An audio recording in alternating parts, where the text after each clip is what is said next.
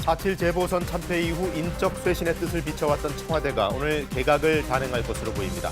대선 출마를 위해 사의를 밝힌 것으로 알려진 정세균 국무총리를 비롯해 대여섯 개 부처 장관 등이 대상입니다. 미국 바이든 행정부 출범 후 첫 한미 정상회담이 다음 달 후반 백악관에서 열린다고 청와대와 백악관이 확인했습니다. 백악관은 구체적인 날짜를 마무리 짓는 중이라고 밝혔습니다. 세월호 참사 7주기를 맞아 세월호가 있는 목포 신항과 희생자들이 처음 수습됐던 진도 팽목항 등 곳곳에서 추모 행사가 열립니다.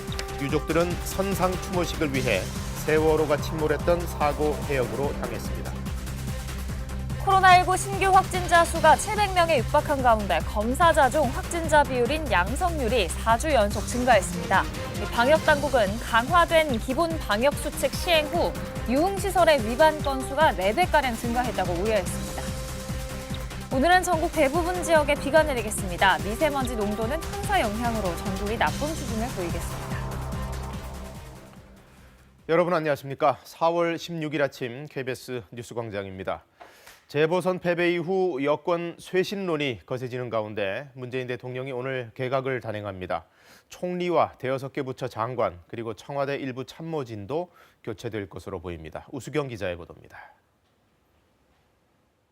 4.7 재보선 참패 이후 쇄신의 뜻을 비춰왔던 청와대가 오늘 개각을 단행할 것으로 보입니다. 대선 출마를 위해 사의를 밝힌 정세균 총리를 포함해 대여섯 개 부처의 장관들이 교체 대상입니다. 남은 임기를 고려한다면 중폭 이상의 개각은 사실상 이번이 마지막이 될 것으로 예상됩니다. 정 총리는 지난 13일 이란 순방에서 귀국한 뒤 문 대통령에게 사의를 명확히 하고 후임 인선 등을 논의한 것으로 알려졌습니다. 여권에서는 후임 총리로 김부겸 전 행정안전부 장관이 유력하게 거론되고 있습니다. 대구 출신으로 지역 통합 메시지는 물론 정치인 출신이라는 점도 작용하는 것으로 보입니다. 이번 개각에는 사의가 이미 수용된 변창흠 국토부 장관과 함께 산업통상자원부와 고용노동부 등 장수 장관들도 포함될 것으로 보입니다. 홍남기 경제부총리는 후임 총리가 청문회를 거쳐 임명될 때까지 남는 것으로 가닥을 잡은 것으로 전해졌습니다. 여기다 청와대 참모진 개편도 앞당겨 오늘 동시에 있을 수 있다는 예측도 나오고 있습니다.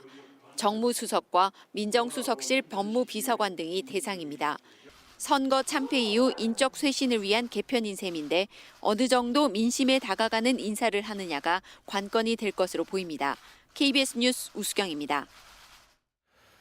다음 달에는 백악관에서 한미 정상회담이 열립니다. 5월 후반부쯤이 될 것으로 보이고 바이든 대통령 당선 이후 첫 한미 정상회담입니다. 워싱턴에서 금철영 특파원이 보도합니다. 미국 바이든 행정부 출범 이후로는 처음으로 한미 양국 정상이 백악관에서 만나게 됩니다. 청와대와 백악관은 다음 달 후반에 한미 양국 정상 간 회담이 미국 백악관에서 열린다고 확인했습니다. 미국 백악관은 바이든 대통령이 문재인 대통령과의 만남을 고대하고 있다며 구체적인 날짜를 마무리 짓고 있다고 했습니다. 이번 회담이 양국 간 동맹 관계를 더 강화시킬 것이란 취지의 의미 부여도 있었습니다. This visit, following the recent 2+2 visit to Seoul by Secretaries Blinken and Austin and the National Security Advisors trilateral meeting in Annapolis, will highlight the ironclad U.S.-South Korea alliance and the long-standing ties and friendships between the people of our two countries. 젠사키 백악관 대변인은 이번 한미 정상회담을 계기로 북한과 대화의 물꼬가 트일 것으로 보이냐는 질문에 여전히 북한의 비핵화를 목표로 한 대북 정책 재검토 작업이 진행 중이라면서 구체적인 언급을 피했습니다.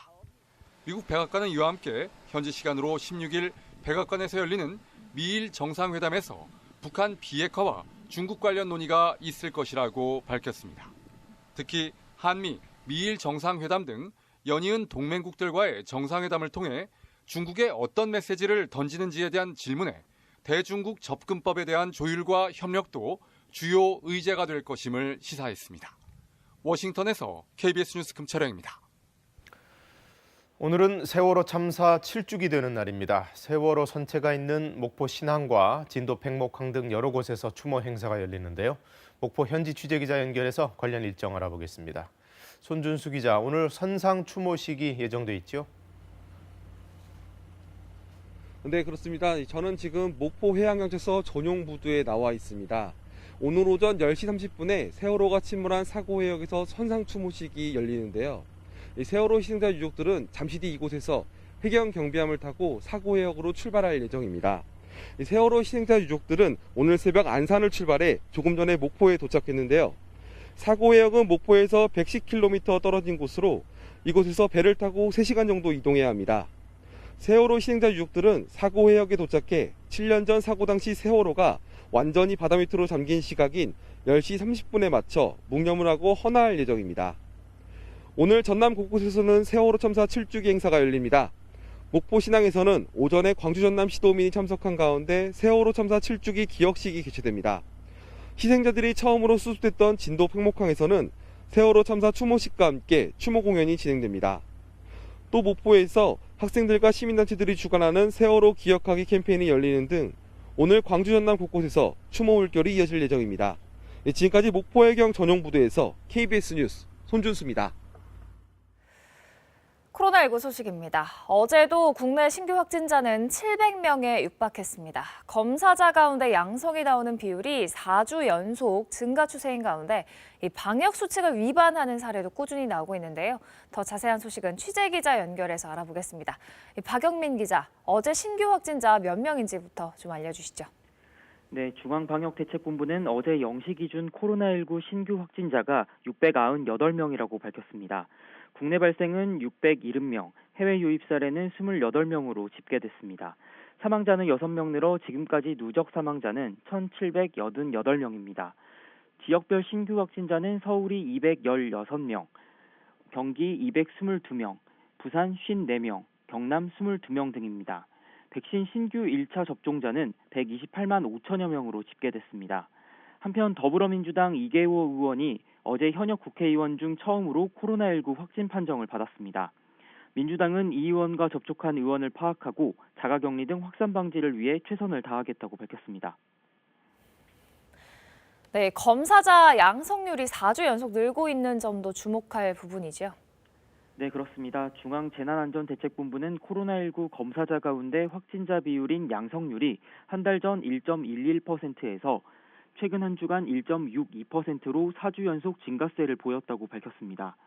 중대본은 감염 취약시설 종사자 40만여 명을 대상으로 주기적 선제검사를 진행해 164명이 확진됐다고 밝혔습니다. 정부는 지난 5일부터 시행 중인 강화된 기본 방역수칙과 관련해 유흥시설의 방역수칙 위반 건수가 시행 전 일주일간 30여 건에서 시행 후 150여 건으로 4배가량 증가했다고 밝혔습니다. 지금까지 사회부에서 전해드렸습니다. 이 가운데 국내 한 제약사가 오는 8월부터 해외에서 승인된 백신을 위탁 생산할 예정이라고 정부가 발표했습니다. 안정적인 백신 수급을 위해서인데요. 또 희귀 혈전증 논란이 있는 얀센과 아스트라제네카 백신 도입에도 변함이 없다는 입장을 밝혔습니다. 양민철 기자의 보도입니다. 서울 양천구청 대강당입니다. 이곳을 비롯해 전국 104곳의 예방접종센터가 추가로 문을 열었습니다. 원래 하루 600명까지 접종이 가능하지만 개소 첫날은 300명만 다녀갔습니다. 이곳에서 백신을 맞기로 한 인원은 2만 명이 넘는데 배정된 화이자 백신 물량은 3,000명분도 안 되기 때문입니다. 지금은 현재는 5,850도스를 입고가 되었는데 추후에 배정량에 따라서 이를 600명 목표로 진행할 예정입니다. 올해 상반기에 도입이 확정된 백신은 모두 900만 명분 정도. 이 가운데 화이자 백신은 370만 명분가량이고 절반 이상인 533만 명분가량은 아스트라제네카 백신입니다. 노바백스, 모더나, 얀센 백신은 여전히 협의 중입니다. 미국과 유럽 등에서 희귀 혈전 사례가 보고된 얀센과 아스트라제네카 백신의 안전성 논란이 커지고 있지만 정부는 구매 계약 변경을 검토하고 있지 않다고 밝혔습니다. 이상 반응을 관찰하면서 살펴갈 문제라는 겁니다. 특히 얀센은 아직 국내 도입도 되지 않은 만큼 미국 상황을 지켜보고 전문가들의 논의가 이루어질 것이라고 설명했습니다. 유럽연합이 얀센 등 바이러스 벡터 계열 백신과 계약하지 않는다는 것도 공식 입장이 아니라고 강조했습니다. 정부 관계자는 이어 국내 한 제약사가 해외에서 승인받은 백신을 오는 8월부터 위탁 생산을 할 수 있도록 계약 체결을 진행하고 있다고 전했습니다. 이렇게 되면 국내 백신 생산 기반이 늘어나 앞으로의 수급에 있어 불확실성도 줄어들 수 있다고 덧붙였습니다. 이달 말 시작 예정이던 의료기관, 약국 종사자 등 약 35만 명의 접종도 최대한 앞당기기로 했습니다. 자치단체에서는 적극적 예약제 운영, 주말 접종 시행 확대 등을 통해 신속한 접종이 이루어질 수 있도록. 한편 청와대는 어제 국가안전보장회의 상임위원회 회의를 열어 백신 추가 확보에 모든 외교적 노력을 강화하기로 했다고 전했습니다. KBS 뉴스 양민철입니다. 일본의 원전 오염수 방류 결정과 관련해 국제원자력기구 IAEA가 한국 등이 참여하는 국제조사단 파견을 검토한다고 밝혔습니다. 이 주변국의 거센 반발을 누그러뜨리기 위한 의도로 보이는데요. 정작 일본 안에서는 이런 반발을 두고 허세라는 등 또 막말이 나왔습니다. 도쿄 황현택 특파원이 전해왔습니다. 오염수 해양 방류에 강한 유감을 표한다. 바다는 쓰레기통이 아니다. 한국과 중국의 거센 반발에 국제원자력기구 IAEA가 입장을 내놨습니다. 올해 여름까지 일본 측과 국제조사단 구성에 합의해 신속하게 파견하겠다는 겁니다. We have a common responsibility. Every serious concern has a chance to be discussed and to be analyzed technically. 한국 전문가 참여도 검토하겠다고 했는데 일본 정부도 이를 확인했습니다. IAEAからの科学的な調査が歓迎する。第三者の立場からALPS処理水の取り扱い安全性を確認をいただくこと。 이런 방침은 일본 정부와 IAEA의 온라인 회의 직후 나온 것입니다. IAEA 예산에 절대적 기여를 하고 있는 중국과 일본의 입장을 절충한 것으로 풀이됩니다. 실제로 주변국 반발이 이렇게까지 강할 거라고는 예측하지 못했다는 총리관저 관계자의 말도 전해졌습니다. 반면에 구구 인사들의 막말은 이어졌습니다.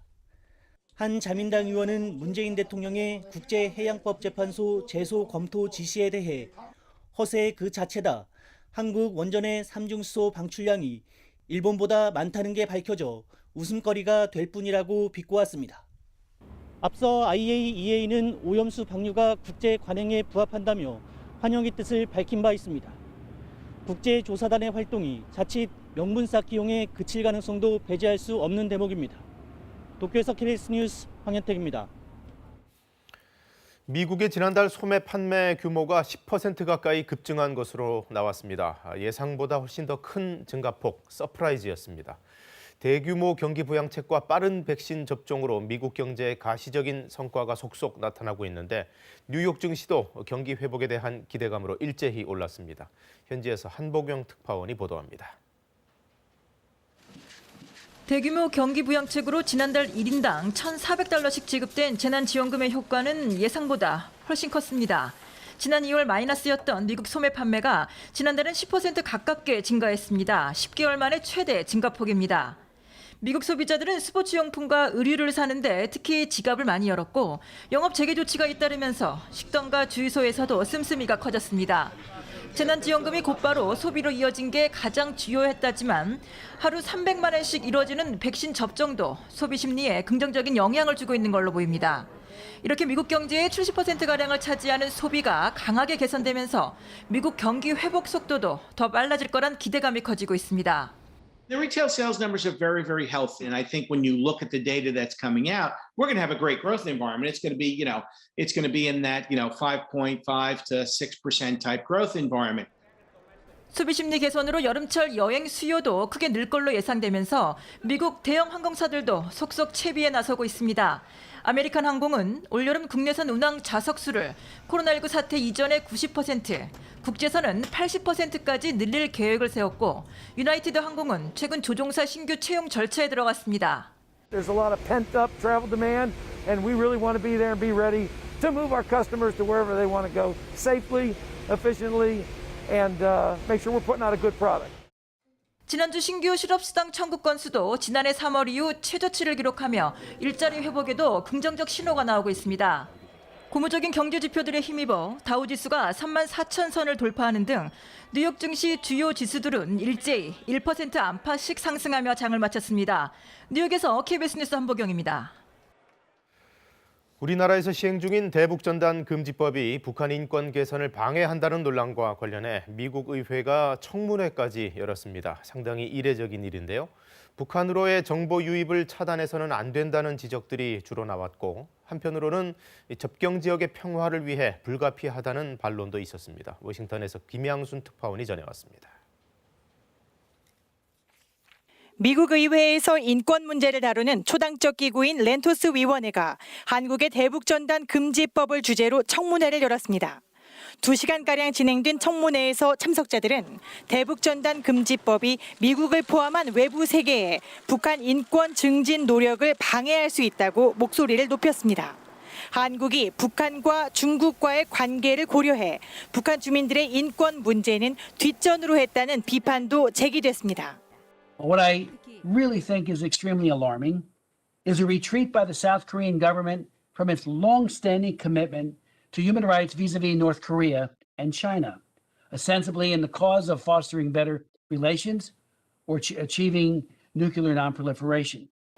인권위원회의 맥거번 위원장은 한국 정부의 대응 노력은 알고 있다면서도 개인적으로는 한국이 법을 개정하길 희망한다고 여러 차례 강조했습니다.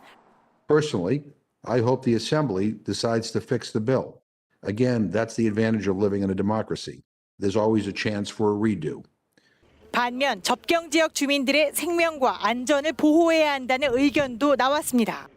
I would encourage Americans who want to weigh in on this issue to talk to residents on the south-north border who advocated for this measure in the first place. 미 하원이 지난 2008년 기존 인권위원회를 렌토스 인권위로 이름을 바꾸며 제도적 기반을 강화한 이래 한국 내 인권 관련 의제를 다룬 것은 이번이 처음입니다. 다만 렌토스 위원회는 의제를 논의할 뿐 법안이나 결의안을 통과시키지는 않습니다. 그러나 바이든 정부가 인권 문제를 각별히 강조해온 만큼 청문회에서 나온 내용들이 향후 어떤 영향을 미칠지 주목됩니다. 워싱턴에서 KBS 뉴스 김양순입니다. 미얀마 소식 알아봅니다. 정부군과 반군의 교전이 다시 격해지고 있습니다. 열흘 정도 중단됐던 정부군의 공습이 재개됐습니다. 그동안 청년들의 시위를 이끌어온 상징적인 인물이죠. 이른바 리틀 판다도 체포됐습니다. 보도에 김원장 특파원입니다.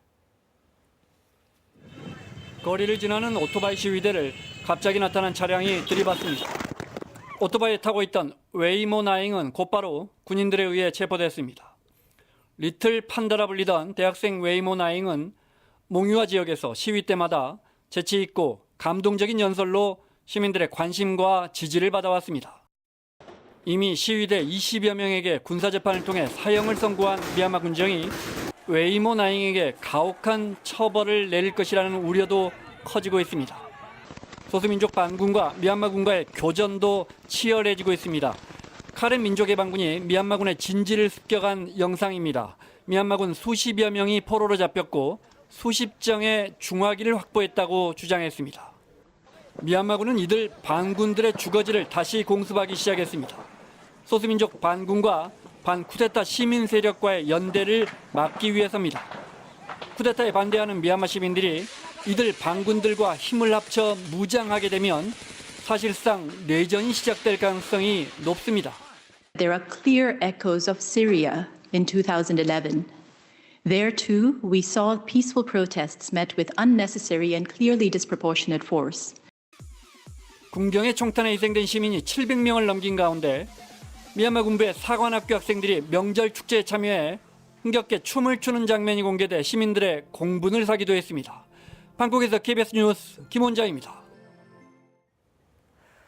태어난 지 2달 된 아기가 모텔에서 머리를 크게 다친 사건, 아이의 아버지가 결국 구속됐습니다.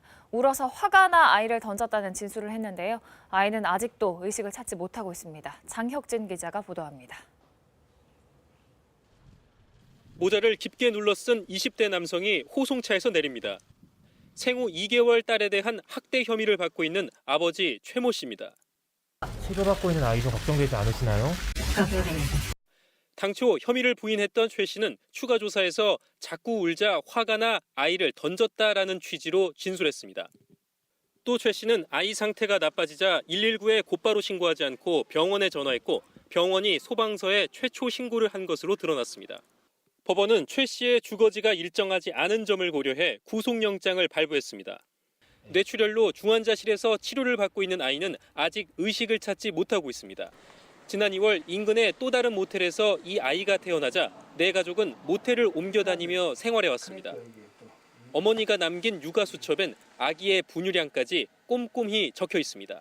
걔는 차분하고 언어도 전혀 거칠지 않고 공손하고 그랬어요. 여기서 애기를 낳으면 어떡하냐고 죄송해요. 이렇게 빨리 나올 줄 몰랐어요, 사장님.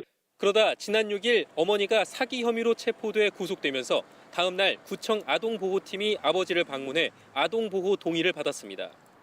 가정 위탁이 한 차례 무산되고 12일 보호시설이 결정돼 바로 다음 날 건강검진까지 예정돼 있었지만 그날 밤 사건이 일어난 겁니다. 생리급여나 이런 것도 신청하기 위해서 동에 방문해서 모든 걸 처리하기도 11시에 약속을 잡았었던 상황이었어요. 네, 근데 그날 아침에 부모가 모두 구속되면서 혼자 남은 19개월 된 오빠는 인천의 한 보육시설에서 지내고 있습니다. KBS 뉴스 장혁진입니다. 양부모의 학대 끝에 숨진 정인이 양모에게 검찰이 법정 최고형인 사형, 양부에게도 징역 7년 6개월의 중형을 구형했습니다. 이 밥을 잘 먹지 않는 정인이를 굶겨보라는 등 양부 안 씨도 학대에 적극 가담한 정황이 확인됐기 때문인데요. 문예슬 기자가 보도합니다. 양부 안모 씨는 재판 과정 내내 아내의 학대 사실을 몰랐다며 무릎 꿇고 사과했습니다. 죄송합니다. 너무 죄송합니다. 재판에서 공개된 SNS 대화 내용은 달랐습니다.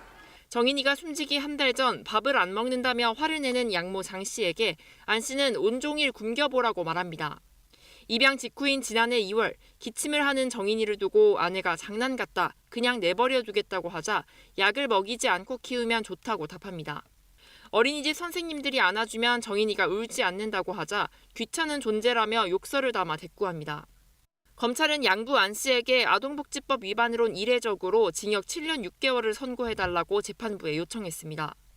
부부의 친딸이자 정인이 양언니조차 학대 정황을 뒷받침했습니다. 두 사람이 정인이의 몸과 마음을 아프게 했느냐는 질문에는 그렇다, 엄마는 사랑해서 때리는 거라고 했다고 정인이 양언니는 경찰 면담에서 말했습니다. 검찰은 당초 살인죄보다 형량이 가벼운 아동학대치사죄만 적용했다, 부검 결과를 재감정한 뒤에야 뒤늦게 살인 혐의로 변경했습니다. 아동학대 범죄에 대한 형량은 점점 높아지는 추세여서 다음 달 14일 열릴 선고 공판에서도 무거운 형이 예상됩니다. 우리 사회에서 아동학대 문제를 더 이상 가정 내 문제로 방치할 수 없고 사회 전체가 관심을 가지고 관리해야 할 영역이라는 데 사회적 합의가 이루어졌음을 보여준다 하겠습니다. 전문가들은 재판부가 적어도 징역 20년 이상의 중형을 선고할 걸로 예상하고 있습니다. KBS 뉴스 문예슬입니다. 오늘 새벽 1시 43분쯤 경기 여주시 부근 지역에서 규모 2.2의 지진이 발생했습니다. 지진의 진앙은 경기 여주시에서 동쪽으로 7km 떨어진 지역으로 분석됐습니다. 이번 지진으로 여주 인근 경기도 지역에 진도 3의 흔들림이 전달됐습니다. 또 강원도와 충북 일부 지역에도 진도 2의 흔들림이 감지됐습니다. 오늘 날씨는 비와 황사 이 두 가지를 기억하시면 되겠습니다. 먼저 비 소식부터 살펴보겠습니다. 지금 수도권과 강원 영서, 충남 서해안 지역과 남부 내륙 지역에 비가 내리고 있는데요. 비가 약하게 이어지고 있습니다. 비의 양이 오늘 많지는 않겠는데요. 중부지방에 5mm 안팎, 남부 내륙 지역에는 5mm 미만이 예상됩니다. 이 비구름과 함께 황사가 유입되고 있습니다. 그제 중국 고비 사막과 또 몽골에서 발원한 황사가 북서풍을 타고 점차 우리나라로 유입될 것으로 보이는데요. 오늘 전국 미세먼지 농도 나쁨 단계 예상되고 밤에는 일시적으로 중부지방에서 매우 나쁨 수준까지 치솟는 곳이 있겠습니다. 주말인 내일은 전국 미세먼지 농도 매우 나쁨 수준까지 치솟으면서 공기가 무척 탁하겠습니다. 또 일부 내륙 지역에는 소나기 소식도 들어 있습니다. 일요일에는 비 소식 없이 전국의 하늘은 대체로 맑을 것으로 예상됩니다. 오늘 강원 산지와 경북 동해안 지역으로는 바람이 강하게 불겠습니다. 현재 기온 어제 아침보다 기온이 5도가량 높습니다. 서울 11도 가리키고 있고요. 한낮에는 북서풍이 불면서 어제보다 2도가량 기온이 낮겠습니다. 서울 16도, 대구 21도 예상됩니다. 바다의 물결은 동해상과 서해상에서 물결이 최고 4m 안팎까지 매우 높게 일겠습니다. 날씨 전해드렸습니다. 민주당이 오늘 의원총회를 열어서 새 원내대표를 뽑습니다. 개혁 완수를 내세운 윤호중 의원과 협치를 강조하는 박완주 의원이 경합해왔는데 오늘 누가 뽑히냐에 따라 대선을 앞둔 여당의 향후 노선이 어느 정도 정해질 것으로 보입니다. 노태영 기자가 보도합니다.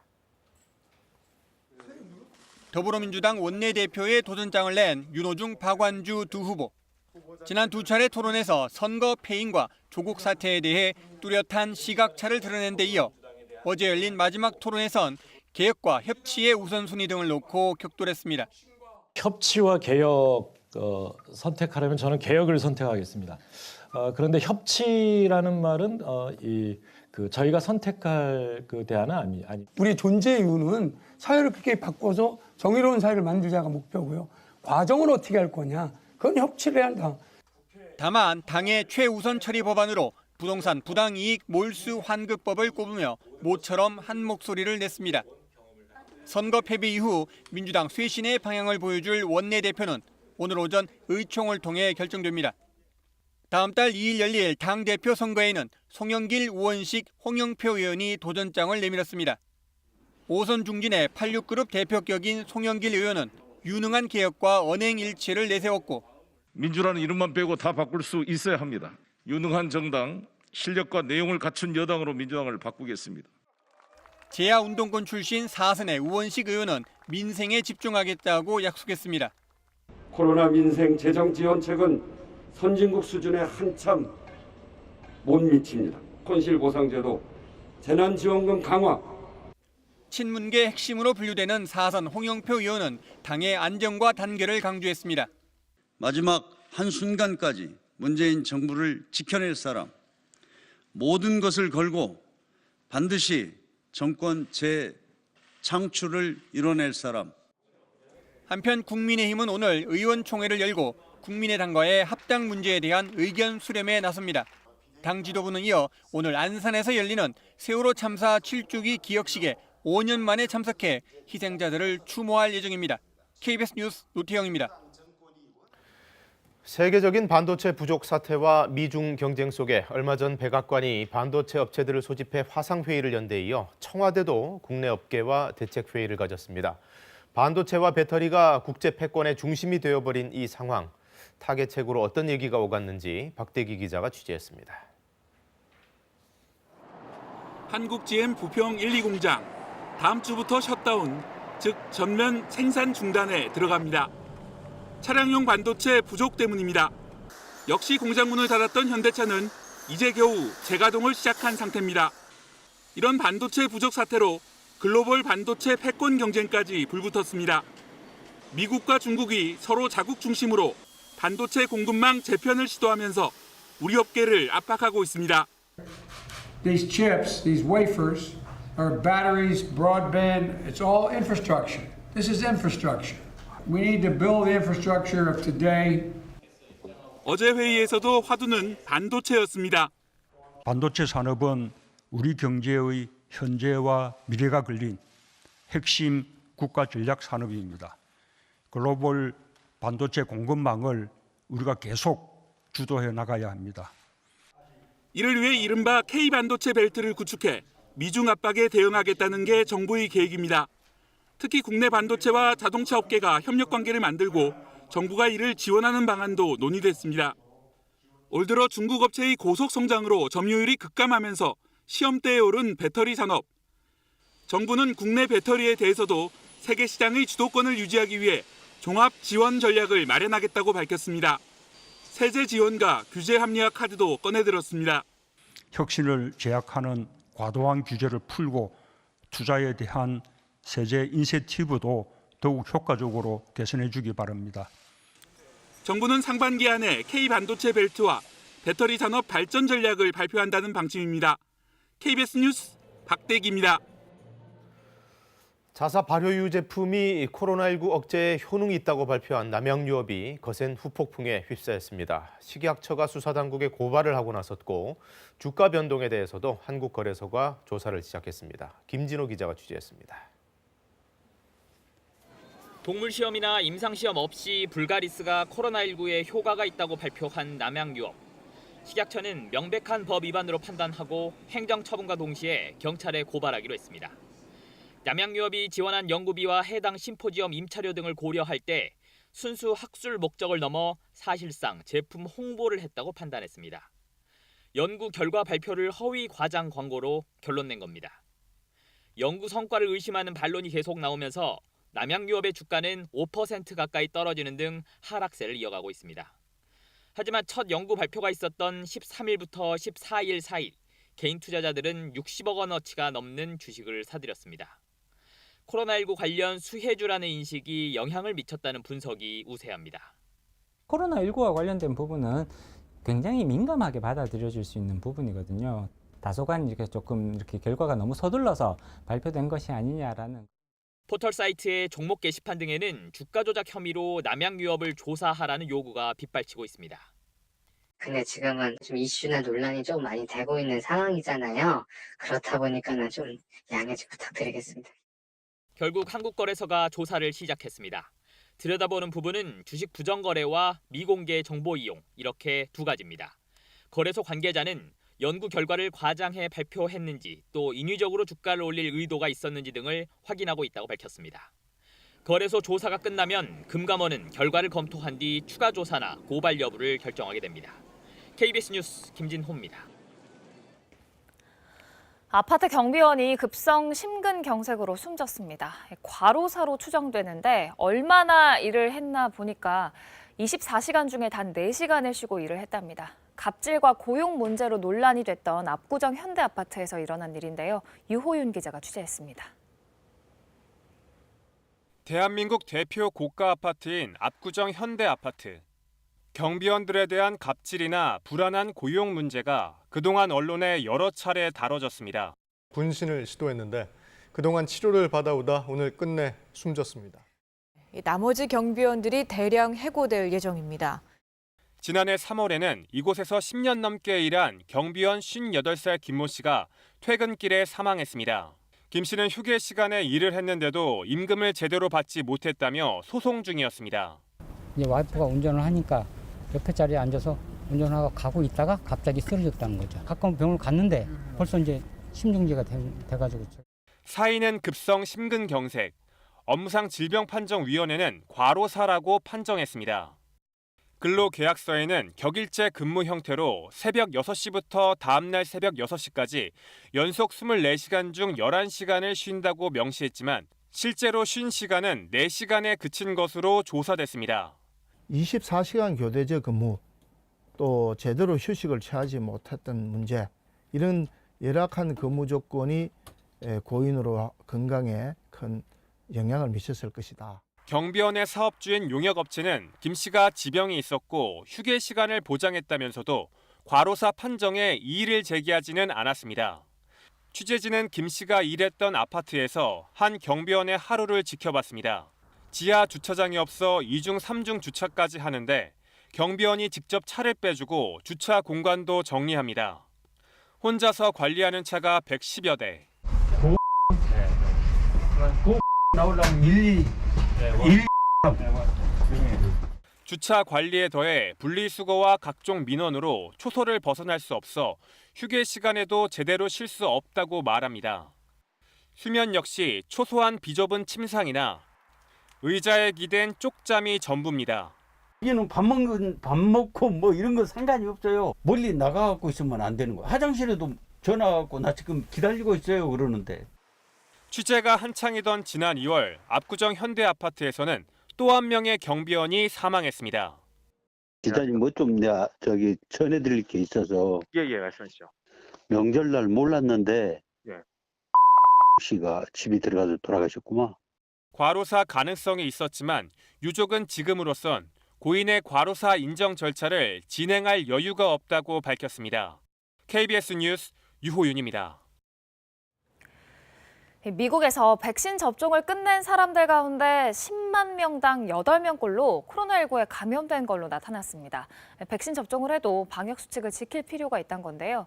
또 얀센 백신에 대한 사용 중단 조치가 오래가지 않을 거라는 전문가의 견해도 나왔습니다. 보도에 이영현 특파원입니다. 미 질병통제예방센터 CDC는 백신 접종을 끝낸 미국인 6,600만 명에 대한 조사 결과 0.008%인 5,800여 명이 코로나19에 감염됐다고 미 CNN 방송에 밝혔습니다. CDC는 29%가 무증상 감염자였으며 7%가 병원에 입원했고 사망자는 74명으로 집계됐다고 전했습니다. 또 감염자 가운데 40%는 60세 이상이고 65%는 여성으로 나타났습니다. 이에 따라 CDC는 백신 접종을 완료한 사람도 마스크 착용과 사회적 거리 두기 등 방역 조치를 따라야 한다고 설명했습니다. 전문가들은 백신이 코로나로부터 100% 안전을 보장하는 건 아니지만 감염 예방에 효과가 있고 코로나에 감염됐을 때도 가벼운 증상을 보인다는 점에서 백신 접종이 반드시 필요하다는 입장입니다. Building vaccine confidence and increasing access to vaccination is central to our efforts to put this pandemic behind us. 미 보건당국의 얀센 백신 사용 중단 권고에 대해 미 전염병 권위자인 파우치 박사는 보건당국의 조치가 사용 중단이지 취소가 아니라는 점을 명확히 했습니다. I think this is an affirmation that safety is a primary consideration, and that's why it's a pause. It isn't a cancellation, it's a pause. 파우치 박사는 이번 중단 조치가 몇 주에서 몇 개월이 아닌 수일에서 수주가 될 것이라고 전했습니다. 미 CDC 자문기구인 예방접종 자문위원회는 미국 시간 수요일 얀센 백신에 대한 권고안을 개정할지 논의했으나 결론을 내리지 못한 채 결정을 연기했습니다. 다음 회의 일정은 정해지지 않았습니다. 로스앤젤레스에서 KBS 뉴스 이영현입니다. 국내 확산세는 좀처럼 잡히지 않고 있습니다만 위중증 환자나 사망자 수는 비교적 안정세를 보이고 있습니다. 당국은 진료 능력 향상과 백신 접종도 이런 상황에 일정 부분 기여를 했다고 설명을 했는데요. 오늘도 브리핑 직접 들어보시죠. 국내 발생 신규 확진자 수는 670명이고 위중증 환자는 어제보다 1명 적은 99명입니다. 최근 위중증 환자의 규모가 안정세를 보이는 점, 사망자의 규모도 안정되고 있는 점 등은 예방접종도 기여한 바가 분명히 있고 현재 위중증 환자에 대한 충분한 또 상당히 향상된 진료 능력을 갖추고 있는 것도 사실입니다. 우리의 방역 대책의 최종적인 목표는 코로나19로 인한 피해, 구체적으로는 위중증, 그리고 사망자의 발생을 최소화하는 것입니다.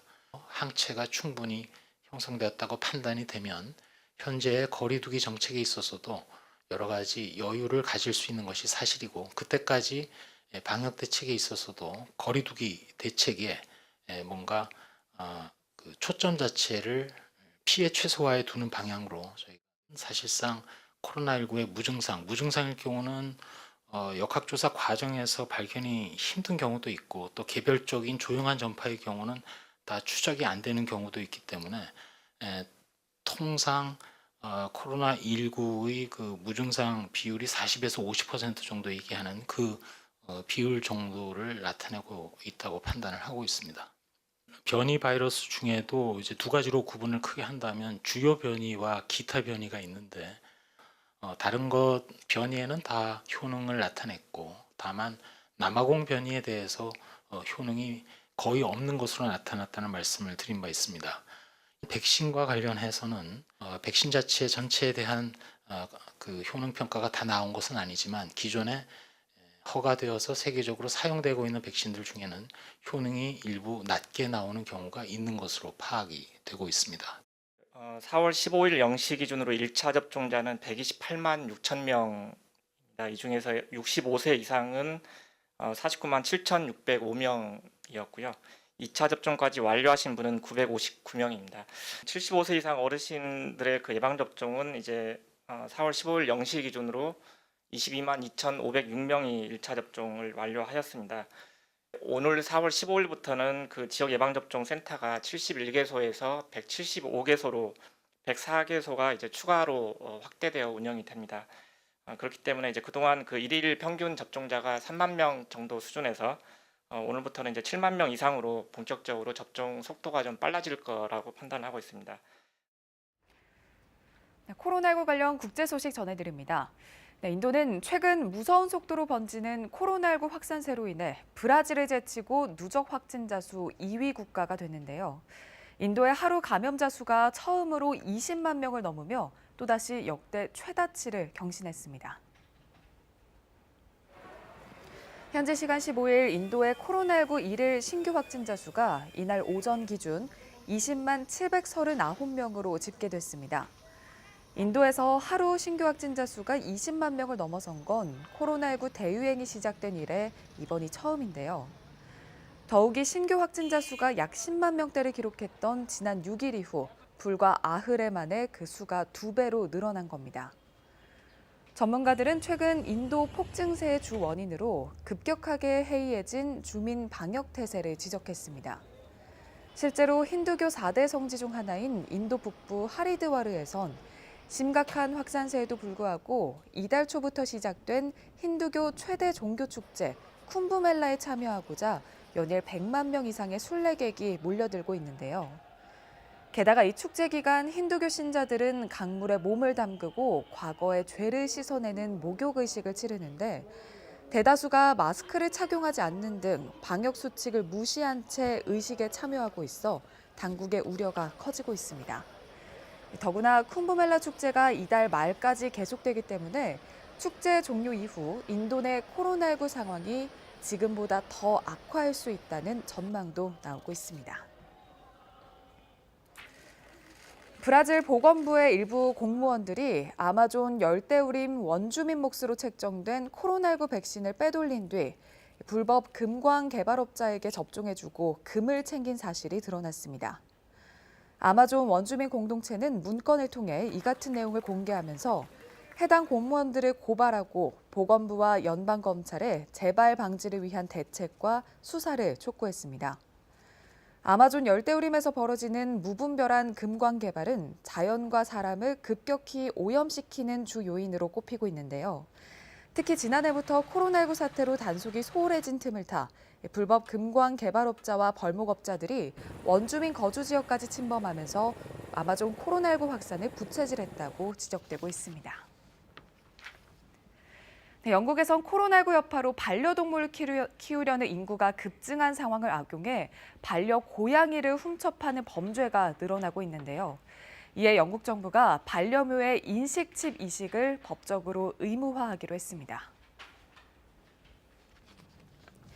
영국 정부가 코로나19 대유행 기간에 부쩍 늘어난 반려묘 절도를 막기 위해 인식칩 이식을 의무화하는 조치를 시행하기로 했습니다. 경찰 통계에 따르면 지난해 영국에선 반려동물과 관련한 절도 및 사기 범죄가 급증했는데 그중 반려묘 절도 범죄는 12.3% 증가했고 이는 5년 사이 3배가량 늘어난 수치라고 합니다. 코로나19에 따른 봉쇄 조치로 집에 머무는 시간이 늘면서 반려동물 수요가 급증했고 고양이 거래가가 특히 비싼 점도 반려묘 절도 사건이 늘어난 데 영향을 준 것으로 보고 있는데요.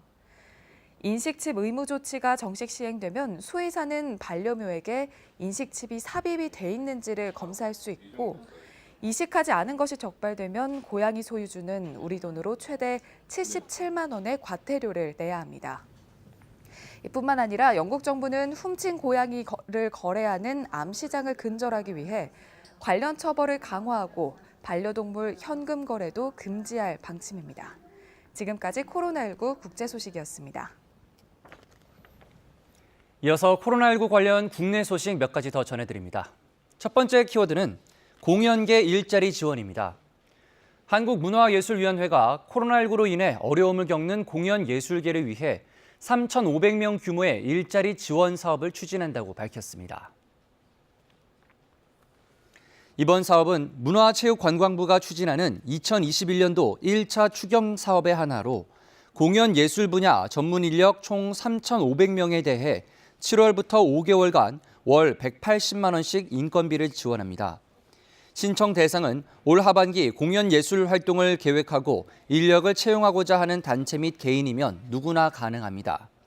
신청 기간은 오는 19일부터 다음 달 3일까지이며 공연 장르별 주관처에서 신청 접수할 수 있습니다.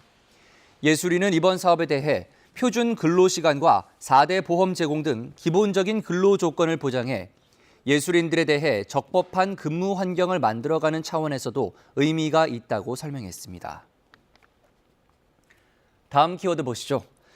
국립현대미술관 오늘까지 휴관. 이 국립현대미술관 서울관 직원들이 코로나19 확진 판정을 받아 오늘까지 임시 휴관에 들어갑니다. 미술관 직원 한 명이 지난 13일 처음 확진 판정을 받았고 확진자와 같은 부서에서 근무한 직원에 대한 전수검사 결과 14일에 2명이 추가로 확진됐습니다. 미술관 관계자는 서울관 전관을 긴급 소독 등 방역 조치했으며 서울관 전체 직원의 권고에 검사한 결과 추가 확진자는 없다고 밝혔습니다. 서울관 임시휴관 기관에도 과천, 덕수궁, 청주관은 사전 예약 후 관람할 수 있습니다. 마지막 키워드 보겠습니다. 판문점 견학 20일부터 재개. 판문점 공동경비구역의 견학이 약 4개월 만에 재개됩니다. 유엔군 사령부는 우리 방역당국의 사회적 거리두기 2단계 연장에 발맞춰 주한미군의 서울 수도권 보건 방호 단계가 브라보로 조정됨에 따라 오는 20일부터 판문점 JSA의 견학을 재개한다고 밝혔습니다.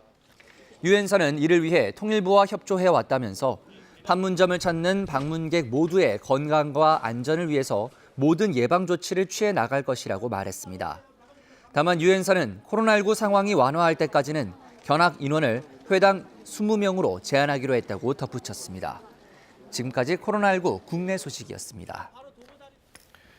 세월호 참사가 일어난 지 어느덧 7년이 됐습니다. 304명의 희생자를 떠나보낸 뒤 우리 사회는 그 상처를 떠안은 채로 이 참사의 원인을 밝히는 데 애써왔습니다. 지난 7년의 기록 조선우 기자가 정리했습니다. 2014년 4월 16일 304명이 희생된 세월호 참사. 이후 세월호가 왜 침몰했는지, 왜 300명이 넘는 학생과 시민을 구조하지 못했는지 원인을 밝히자는 목소리가 계속됐습니다. 당시 국회는 세월호 국정조사 특위를 꾸렸고 감사원과 검찰이 잇따라 관련 감사와 수사 결과를 내놨지만 의혹을 해소하지 못하고 오히려 증폭시켰습니다. 이듬해에는 1기 세월호 참사 특별조사위원회가 구성됐지만 당시 정부와 여당의 비협조로 정상적인 활동을 하지 못했습니다.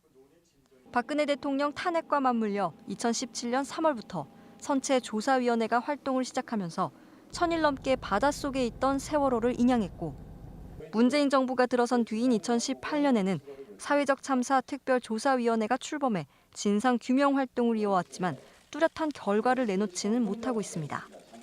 이런 가운데 2019년 11월에 출범한 검찰 세월호 특별수사단은 관련 의혹 17건 가운데 해경지휘부의 구조 소홀과 청와대 비서실 등의 세월호 특조위 방해, 이 2가지 혐의만 재판에 넘겼습니다.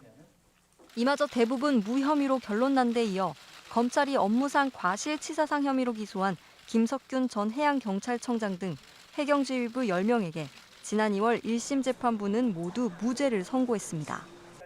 국회는 사실상 마지막 수사가 될 세월호 특검 요청안을 지난해 본회의에서 통과시켰고 최근에 특검 추천위원회가 구성됐습니다. 진상은 어느 정도 윤곽을 드러내고 있는데도 혐의가 인정되지 않은 의혹과 책임을 물을 수 없는 관련자만 남은 세월호 참사. 우리 사회는 앞으로 이런 참사가 다시 일어나는 걸 막을 수 있을까요? KBS 뉴스 조선우입니다. 세월호 7주기를 맞아 서로의 상처를 보듬기 위한 예술가들의 기획전도 열립니다. 재난의 기억과 슬픔을 우리 사회가 어떻게 치유하고 승화시켜야 할지 예술가들의 언어로 들어봅니다. 김민아 기자가 다녀왔습니다. 오랜 기간 학생들을 추모했던 합동 분향소를 향해 지어진 건축물. 나선형의 계단을 딛고 올라 그날을 기억하면서도 새로운 구도에서 바라보기를 염원합니다. 상처가 난 나무에서 나오는 송진. 고통의 산물인 동시에 자연의 재생 능력을 보여주기도 또 단단한 보석이 되기도 하는데 작가는 이러한 중의적인 의미를 담아 송진으로 빚은 100개의 풍경을 나무에 걸었습니다. 여러 기억과 사연과 생태와 또 이제 환경에 처해 있는 그런 다양한 나무들이 있지만 공통적으로 이제 상처를 입었을 때 송진을 내보내기 때문에 그런 것들을 한데 모아서 기념을 할 수 있을 거라고 생각했어요. 온전히 다녀왔어야 했을 수학여행. 17년 전 일상을 휘감던 대중음악의 경쾌한 리듬은 참사가 있기 전 시간으로 이끌어 감정을 교차하게 만듭니다. 세월호 7주년을 맞아 14명의 작가들이 재난과 슬픔, 기억을 주제로 한 작품을 선보였습니다. 말로는 담을 수 없는 고통도, 그것을 치유하는 것도 결국은 가족이고 이웃이며 사람이라는 명제는 흔들림이 없습니다.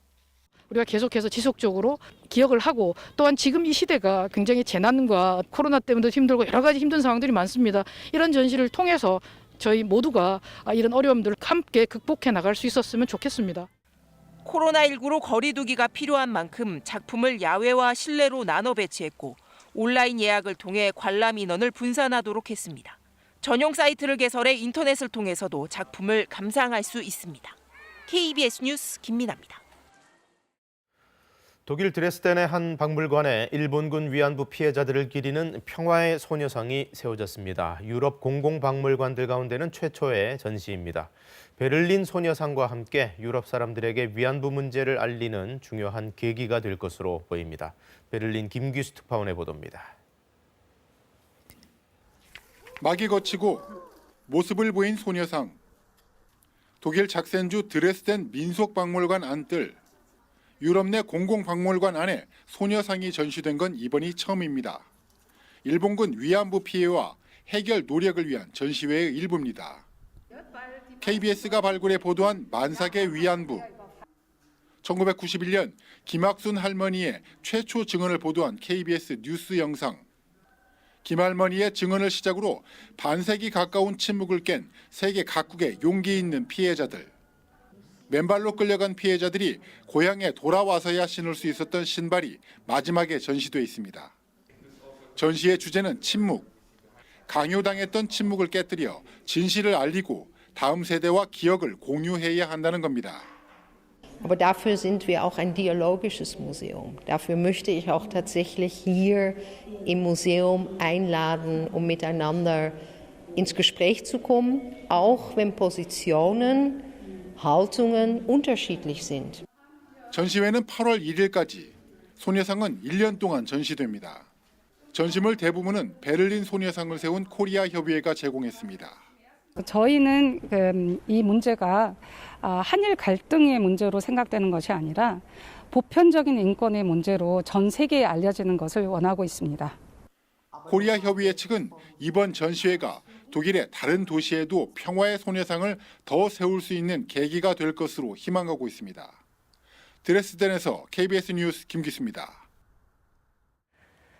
그 역사만 무려 1200년, 국내에선 처음으로 세계 중요 농업유산에 등재된 차가 있습니다. 경남 하동의 야생차인데요. 요즘 봄을 맞아서 수확이 한창입니다.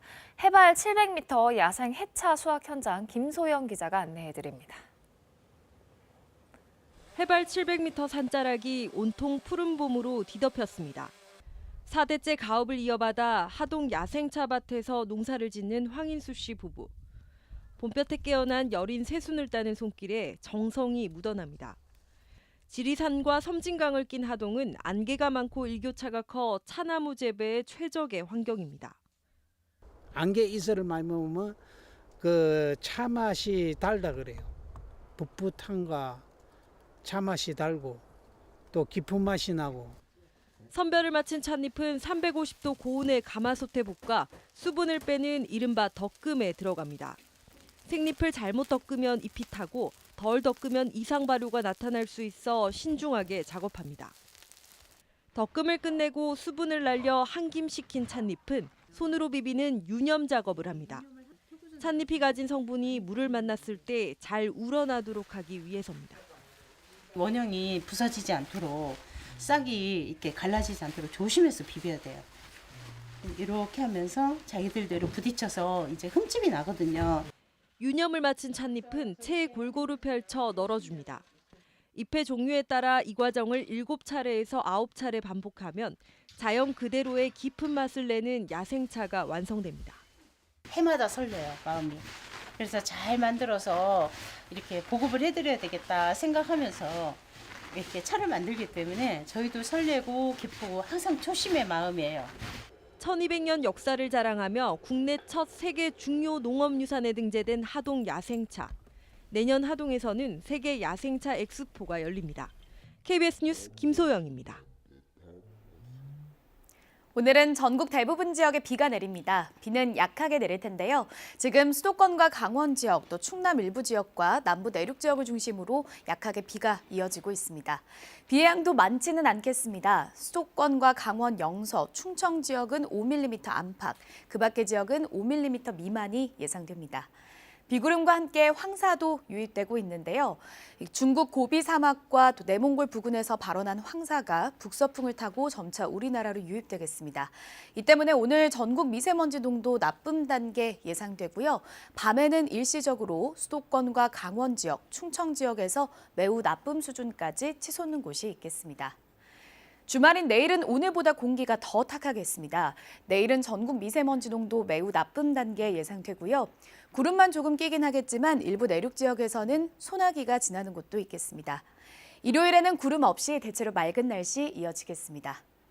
오늘 강원 산지와 경북 동해안 지역을 중심으로는 바람도 강하게 불겠습니다. 비는 오후까지 내리다가 점차 하늘은 맑아지겠습니다. 현재 기온 살펴보겠습니다. 어제 아침보다 기온이 조금 높은데요. 서울이 11도, 춘천 6.8도 가리키고 있고 창원도 6.8도로 어제보다 기온이 높습니다. 한낮에는 서울이 16도, 춘천 17도, 대전 17도, 광주와 울산 19도로 어제보다 기온이 조금 낮겠습니다. 바다의 물결은 동해상과 처해상에서 최고 4m 안팎까지 매우 높게 일겠습니다. 날씨 전해드렸습니다. 미 바이든 행정부 출범 후 첫 한미 정상회담이 다음 달 후반 백악관에서 열린다고 청와대와 백악관이 확인했습니다. 백악관은 구체적인 날짜를 마무리 짓는 중이라고 밝혔습니다. 4.7 재보선 참패 이후 인적 쇄신의 뜻을 비춰왔던 청와대가 오늘 개각을 단행할 것으로 보입니다. 대선 출마를 위해 사의를 밝힌 것으로 알려진 정세균 국무총리를 비롯해 대여섯 개 부처 장관 등이 대상입니다. 세월호 참사 7주기를 맞아 세월호가 있는 목포 신항과 희생자들이 처음 수습됐던 진도 팽목항 등 곳곳에서 추모 행사가 열립니다. 유족들은 선상 추모식을 위해 세월호가 침몰했던 사고 해역으로 향했습니다. 코로나19 신규 확진자 수가 700명에 육박한 가운데 검사자 중 확진자 비율인 양성률이 4주 연속 증가했습니다. 방역당국은 강화된 기본 방역수칙 시행 후 유흥시설의 위반 건수가 4배가량 증가했다고 우려했습니다. 다음 달에 미국 워싱턴에서 한미 정상회담이 열린다고 청와대와 백악관이 공동으로 확인했습니다. 바이든 행정부 출범 이후 첫 한미 정상의 상견례로 상당히 중요한 의미가 있겠습니다. 워싱턴에서 금철영 특파원이 보도합니다.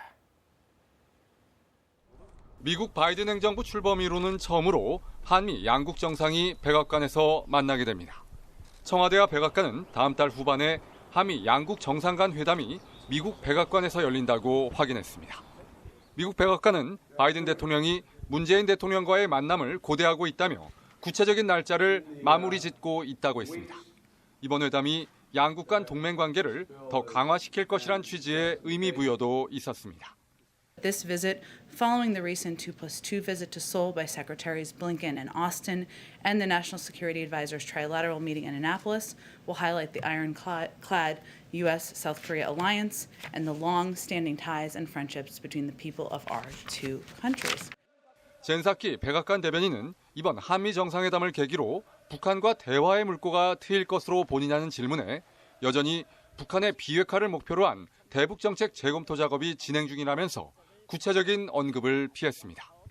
미국 백악관은 이와 함께 현지 시간으로 16일 백악관에서 열리는 미일 정상회담에서 북한 비핵화와 중국 관련 논의가 있을 것이라고 밝혔습니다. 특히 한미, 미일 정상회담 등 연이은 동맹국들과의 정상회담을 통해 중국에 어떤 메시지를 던지는지에 대한 질문에 대중국 접근법에 대한 조율과 협력도 주요 의제가 될 것임을 시사했습니다. 워싱턴에서 KBS 뉴스 금철영입니다. 문재인 대통령은 오늘 국무총리와 여러 부처 장관들을 교체합니다. 재보선 패배 이후 여권 쇄신론이 불거진 가운데 아마도 이번 정부의 마지막 중폭 이상 개각이 될 것으로 보입니다. 대선 출마를 준비 중인 정세균 총리 자리에는 김부겸 전 장관이 거론되고 있습니다. 우수경 기자가 보도합니다. 4.7 재보선 참패 이후 쇄신의 뜻을 비춰왔던 청와대가 오늘 개각을 단행할 것으로 보입니다. 대선 출마를 위해 사의를 밝힌 정세균 총리를 포함해 대여섯 개 부처의 장관들이 교체 대상입니다. 남은 임기를 고려한다면 중폭 이상의 개각은 사실상 이번이 마지막이 될 것으로 예상됩니다. 정 총리는 지난 13일 이란 순방에서 귀국한 뒤 문 대통령에게 사의를 명확히 하고 후임 인선 등을 논의한 것으로 알려졌습니다. 여권에서는 후임 총리로 김부겸 전 행정안전부 장관이 유력하게 거론되고 있습니다. 대구 출신으로 지역 통합 메시지는 물론 정치인 출신이라는 점도 작용하는 것으로 보입니다. 이번 개각에는 사의가 이미 수용된 변창흠 국토부 장관과 함께 산업통상자원부와 고용노동부 등 장수 장관들도 포함될 것으로 보입니다. 홍남기 경제부총리는 후임 총리가 청문회를 거쳐 임명될 때까지 남는 것으로 가닥을 잡은 것으로 전해졌습니다. 여기다 청와대 참모진 개편도 앞당겨 오늘 동시에 있을 수 있다는 예측도 나오고 있습니다. 정무수석과 민정수석실 법무비서관 등이 대상입니다. 선거 참패 이후 인적 쇄신을 위한 개편인 셈인데 어느 정도 민심에 다가가는 인사를 하느냐가 관건이 될 것으로 보입니다. KBS 뉴스 우수경입니다. 세월호 참사가 오늘로 7주기를 맞았습니다. 목포와 진도 등에서 추모 행사가 열리는데요. 목포 현지에 가 있는 취재기자를 불러보겠습니다. 손준수 기자, 지금 그 뒤로 보이는 항구에서 유가족들이 배를 타고 잠시 뒤에 사고 해역으로 출발하죠? 네, 그렇습니다. 저는 지금 목포해양역에서 전용 부두에 나와 있는데요. 오늘 오전 10시 30분에 세월호가 침몰한 사고 해역에서 천상 수모식이 열립니다. 세월호 희생자 유족들은 잠시 뒤 이곳에서 해경 경비함을 타고 사고 해역으로 출발할 예정인데요.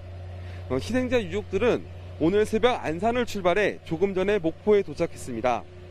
이 사고 해역은 목포에서 110km 떨어진 곳으로 이곳에서 배를 타고 3시간 정도 이동해야 합니다. 세월호 희생자 유족들은 사고 해역에 도착해 7년 전 사고 당시 세월호가 완전히 바다 밑으로 잠긴 시각인 10시 30분에 맞춰 묵념을 하고 헌화할 예정입니다. 오늘 전남 곳곳에서는 세월호 참사 7주기 행사가 열립니다. 목포 시당에서는 오전에 광주 전남 시도민이 참석한 가운데 세월호 참사 7주기 기억식이 개최됩니다. 희생자들이 처음으로 수습했던 진도 팽목항에서는 세월호 참사 추모식과 함께 추모 공연이 진행됩니다. 또 목포에서 학생들과 시민단체들이 주관하는 세월호 기억하기 캠페인이 열리는 등 오늘 광주 전남 곳곳에서 추모 물결이 이어질 예정입니다. 지금까지 목포해경 전용부대에서 KBS 뉴스 손준수입니다. 네, 국내 코로나19 상황 앵커 브리핑으로 간략하게 정리해드리겠습니다. 어제 0시 기준 신규 확진자는 698명, 이틀째 700명 안팎의 확진자가 나왔습니다. 지역별로 보면 경기도와 서울이 비슷합니다. 220명 안팎으로 나왔고 그 뒤를 부산과 경남이 잇고 있습니다. 코로나19 검사자 가운데 확진 판정을 받는 비율, 즉 양성률이 한 달 전 1.11%에서 최근 일주일은 1.62%까지 높아졌습니다. 4주 연속 증가세를 보이고 있습니다. 확산 위험이 그만큼 높아졌다는 얘기인데요. 요즘 들어 유흥시설의 방역수칙 위반 사례도 급증한 것으로 나타났습니다. 지난 5일부터 강화 시행 중인 기본 방역수칙과 관련해 유흥시설의 위반 건수가 전주 30여 건에서 시행 이후 150여 건까지 4배가량 증가한 걸 볼 수 있습니다. 이런 가운데 독자적인 방역 대책을 내놓는 지자체가 요즘 잇따르고 있습니다. 박형준 부산시장은 5인 이상 모임을 점심시간에 한해서 허용하는 방안을 거론했고 이재명 경기지사는 백신의 독자적인 도입을 검토 중이라고 밝혔습니다. 방역당국은 모든 사항을 중대본과 협의해야 한다고 선을 긋고 있습니다. 서병립 기자가 보도합니다. 부산에선 지난달 24일 유흥업소 관련 첫 확진자가 나온 후 하루 평균 40명 넘게 확진자가 나오고 있습니다. 이 기간 누적 확진자만 1,040명, 지난 1년 부산 전체 확진자의 4분의 1이 최근 3주 사이 발생한 겁니다. 이런 상황에서 부산시가 방역 완화 방안을 검토하겠다고 밝혔습니다. 일행에 한해 평일 점심시간만이라도 5인 이상 모임을 한시적으로 허용하는 방안을 정부와 적극 협의해 나가겠습니다. 확산세가 진정되는 시기, 또 정부와 협의한다는 단서를 달았지만 정부가 사회적 거리 두기를 격상하는 방안을 검토하는 상황에서 혼란을 줄 수 있다는 지적도 나오고 있습니다. 중앙방역대책본부는 방역당국과 협의 없이는 어떤 조치도 진행될 수 없다고 선을 그었습니다. 특정한 지자체에서 어떤 조치를 취할 때에는 그런 중대본 회의를 통해서 충분히 조율되고 또 합의되고 그런 그 조치가 취해지는 것이 원칙이고 바람직한 방향이라고 생각한다는. 지자체의 독자적인 목소리는 경기도에서도 나왔습니다. 이재명 경기도지사는 경기도의회 임시회에 참석해 국내에 도입되지 않은 백신을 경기도가 독자적으로 도입하는 걸 검토하고 있다고 밝혔습니다. 백신을 우리 경기도라도 독자적으로 좀 도입해서 접종할 수 있을지를 지금 실무적인 검토를 하고 있고. 이에 대해 방역당국은 백신 수입은 정부 승인 등의 절차가 필요하기 때문에 복지부, 질병청 등과의 협의는 물론 법적 검토가 반드시 필요한 부분이라고 밝혔습니다. 이어 경기도가 실제 건의를 해올 경우 협의에 나가겠다고 덧붙였습니다. KBS 뉴스 서병립입니다. 정부는 오는 8월부터 국내 한 제약사가 해외에서 승인된 백신을 위탁 생산할 예정이라고 발표했습니다. 안정적인 백신 수급을 위해서인데요. 또 희귀 혈전증 논란이 있는 얀센과 아스트라제네카 백신 도입에 변함이 없다는 입장도 밝혔습니다. 양민철 기자가 보도합니다. 서울 양천구청 대강당입니다. 이곳을 비롯해 전국 104곳의 예방접종센터가 추가로 문을 열었습니다. 원래 하루 600명까지 접종이 가능하지만 개소 첫날은 300명만 다녀갔습니다. 이곳에서 백신을 맞기로 한 인원은 2만 명이 넘는데 배정된 화이자 백신 물량은 3,000명분도 안 되기 때문입니다. 지금은 현재는 5,850도스를 입고가 되었는데 추후에 배정량에 따라서 이를 600명 목표로 진행할 예정입니다. 올해 상반기에 도입이 확정된 백신은 모두 900만 명분 정도. 이 가운데 화이자 백신은 370만 명분가량이고 절반 이상인 533만 명분가량은 아스트라제네카 백신입니다. 노바백스, 모더나, 얀센 백신은 여전히 협의 중입니다. 미국과 유럽 등에서 희귀 혈전 사례가 보고된 얀센과 아스트라제네카 백신의 안전성 논란이 커지고 있지만 정부는 구매 계약 변경을 검토하고 있지 않다고 밝혔습니다. 이상 반응을 관찰하면서 살펴갈 문제라는 겁니다. 특히 얀센은 아직 국내 도입도 되지 않은 만큼 미국 상황을 지켜보고 전문가들의 논의가 이루어질 것이라고 설명했습니다. 유럽연합이 얀센 등 바이러스 벡터 계열 백신과 계약하지 않는다는 것도 공식 입장이 아니라고 강조했습니다. 정부 관계자는 이어 국내 한 제약사가 해외에서 승인받은 백신을 오는 8월부터 위탁 생산을 할 수 있도록 계약 체결을 진행하고 있다고 전했습니다. 이렇게 되면 국내 백신 생산 기반이 늘어나 앞으로의 수급에 있어 불확실성도 줄어들 수 있다고 덧붙였습니다. 이달 말 시작 예정이던 의료기관, 약국 종사자 등 약 35만 명의 접종도 최대한 앞당기기로 했습니다. 자치단체에서는 적극적 예약제 운영, 주말 접종 시행 확대 등을 통해 신속한 접종이 이루어질 수 있도록. 한편 청와대는 어제 국가안전보장회의 상임위원회 회의를 열어 백신 추가 확보에 모든 외교적 노력을 강화하기로 했다고 전했습니다. KBS 뉴스 양민철입니다. 일본의 원전 오염수 방류 결정과 관련해서 국제원자력기구 IAEA가 한국 등이 참여하는 국제조사단 파견을 검토한다고 밝혔습니다. 주변국의 거센 반발을 누그러뜨리기 위한 의도로 보이는데요. 정작 일본 안에서는 이런 반발을 두고 허세라는 둥 또 막말이 나왔습니다. 도쿄 황현택 특파원이 전해왔습니다. 오염수 해양 방류에 강한 유감을 표한다. 바다는 쓰레기통이 아니다. 한국과 중국의 거센 반발에 국제원자력기구 IAEA가 입장을 내놨습니다. 올해 여름까지 일본 측과 국제조사단 구성에 합의해 신속하게 파견하겠다는 겁니다.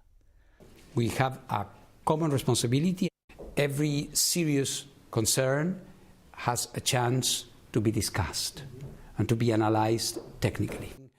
한국 전문가 참여도 검토하겠다고 했는데 일본 정부도 이를 확인했습니다. IAEA からの科学的な調査が歓迎する。第三者の立場からALPS処理水の取り扱い安全性を確認をいただくこと。 이런 방침은 일본 정부와 IAEA의 온라인 회의 직후 나온 것입니다. IAEA 예산에 절대적 기여를 하고 있는 중국과 일본의 입장을 절충한 것으로 풀이됩니다. 실제로 주변국 반발이 이렇게까지 강할 거라고는 예측하지 못했다는 총리관저 관계자의 말도 전해졌습니다. 반면에 구구 인사들의 막말은 이어졌습니다. 한 자민당 의원은 문재인 대통령의 국제해양법재판소 제소 검토 지시에 대해 허세 그 자체다. 한국 원전의 삼중수소 방출량이 일본보다 많다는 게 밝혀져 웃음거리가 될 뿐이라고 비꼬았습니다. 앞서 IAEA는 오염수 방류가 국제 관행에 부합한다며 환영의 뜻을 밝힌 바 있습니다. 국제조사단의 활동이 자칫 명분 쌓기 용에 그칠 가능성도 배제할 수 없는 대목입니다. 도쿄에서 KBS 뉴스 황현택입니다. 더불어민주당이 오늘 새 원내대표를 뽑습니다. 개혁 완수가 우선이라는 윤호중 의원과 협치를 강조하는 박완주 의원 2파전인데요. 누가 되느냐에 따라 당의 쇄신 방향도 달라지겠죠? 노태영 기자입니다. 더불어민주당 원내대표의 도전장을 낸 윤호중, 박완주 두 후보. 지난 두 차례 토론에서 선거 패인과 조국 사태에 대해 뚜렷한 시각차를 드러낸 데 이어 어제 열린 마지막 토론에선 개혁과 협치의 우선순위 등을 놓고 격돌했습니다. 협치와 개혁 선택하려면 저는 개혁을 선택하겠습니다. 그런데 협치라는 말은 저희가 선택할 그 대안은 아니. 우리의 존재의 이유는 사회를 그렇게 바꿔서 정의로운 사회를 만들자가 목표고요. 과정을 어떻게 할 거냐, 그건 협치를 해야 한다. 다만 당의 최우선 처리 법안으로 부동산 부당이익 몰수 환급법을 꼽으며 모처럼 한 목소리를 냈습니다. 선거 패배 이후 민주당 쇄신의 방향을 보여줄 원내대표는 오늘 오전 의총을 통해 결정됩니다. 다음 달 2일 열릴 당대표 선거에는 송영길, 우원식, 홍영표 의원이 도전장을 내밀었습니다. 5선 중진의 86그룹 대표격인 송영길 의원은 유능한 개혁과 언행 일치를 내세웠고 민주라는 이름만 빼고 다 바꿀 수 있어야 합니다. 유능한 정당, 실력과 내용을 갖춘 여당으로 민주당을 바꾸겠습니다. 재야운동권 출신 4선의 우원식 의원은 민생에 집중하겠다고 약속했습니다. 코로나 민생 재정 지원책은 선진국 수준에 한참 못 미칩니다. 손실보상제도, 재난지원금 강화. 친문계 핵심으로 분류되는 4선 홍영표 의원은 당의 안정과 단결을 강조했습니다. 마지막 한순간까지 문재인 정부를 지켜낼 사람, 모든 것을 걸고 반드시 정권 재창출을 이뤄낼 사람. 한편 국민의힘은 오늘 의원총회를 열고 국민의당과의 합당 문제에 대한 의견 수렴에 나섭니다. 당 지도부는 이어 오늘 안산에서 열리는 세월호 참사 7주기 기억식에 5년 만에 참석해 희생자들을 추모할 예정입니다. KBS 뉴스 노태영입니다.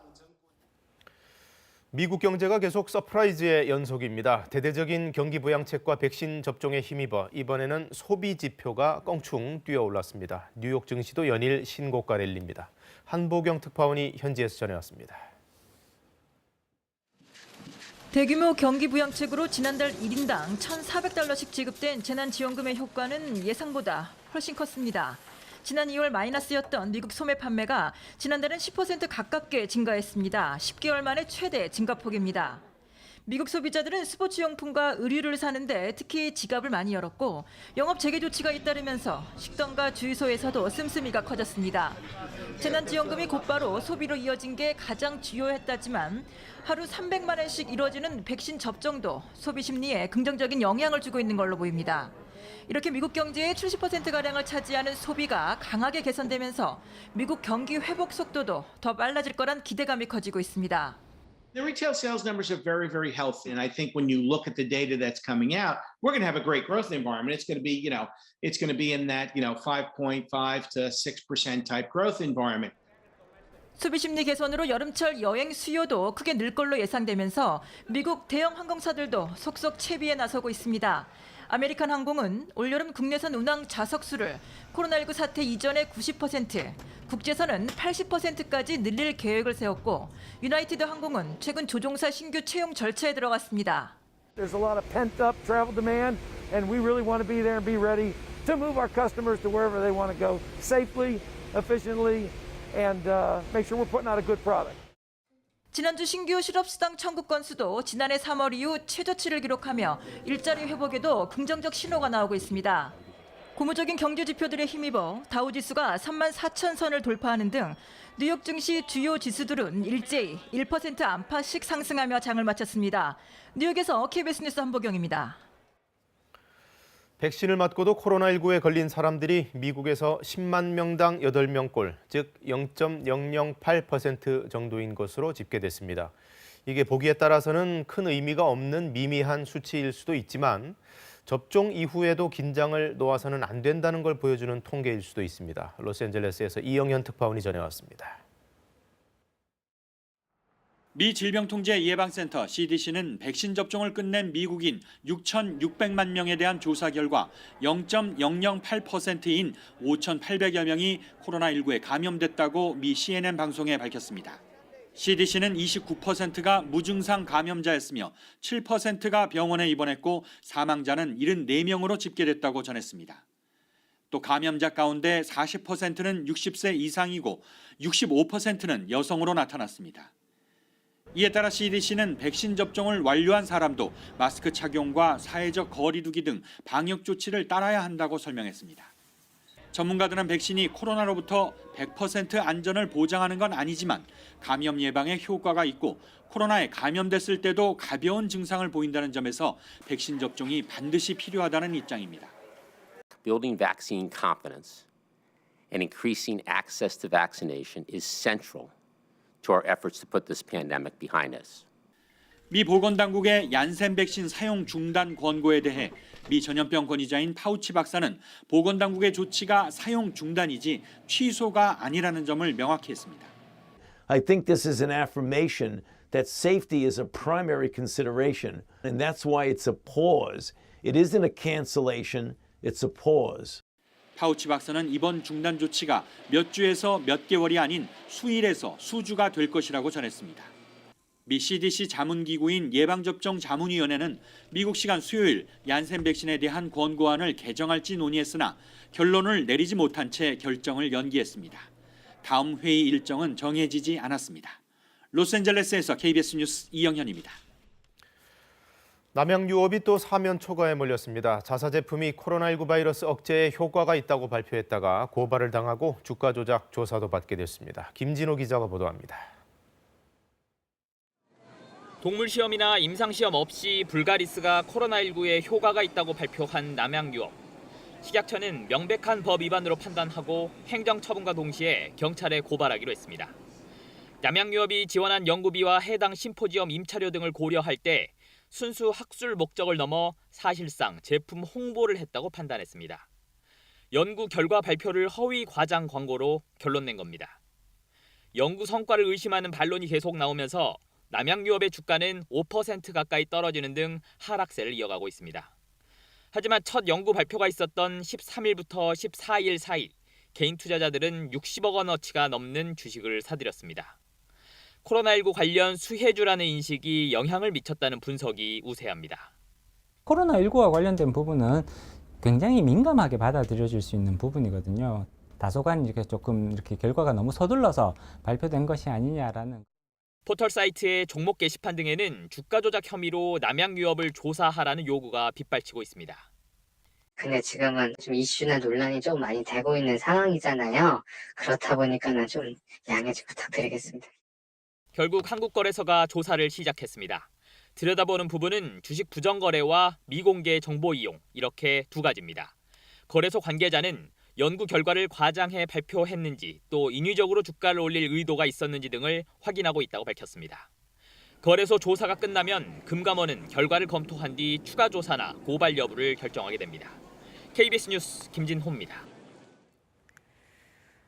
태어난 지 2달 된 아기가 모텔에서 머리를 크게 다친 사건. 아이의 아버지가 결국 구속됐습니다. 울어서 화가 나 아이를 던졌다는 진술을 했는데요. 아이는 아직도 의식을 찾지 못하고 있습니다. 장혁진 기자가 보도합니다.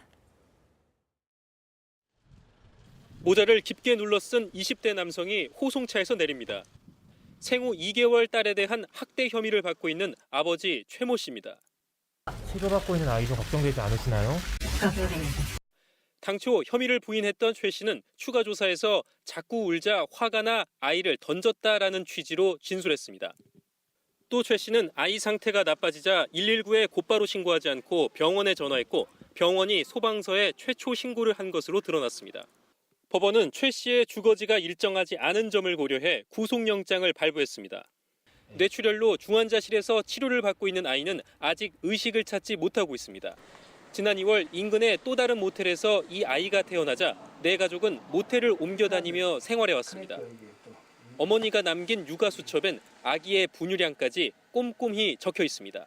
걔는 차분하고 언어도 전혀 거칠지 않고 공손하고 그랬어요. 여기서 아기를 낳으면 어떡하냐고 죄송해요. 이렇게 빨리 나올 줄 몰랐어요, 사장님. 그러다 지난 6일 어머니가 사기 혐의로 체포돼 구속되면서 다음 날 구청 아동보호팀이 아버지를 방문해 아동보호 동의를 받았습니다.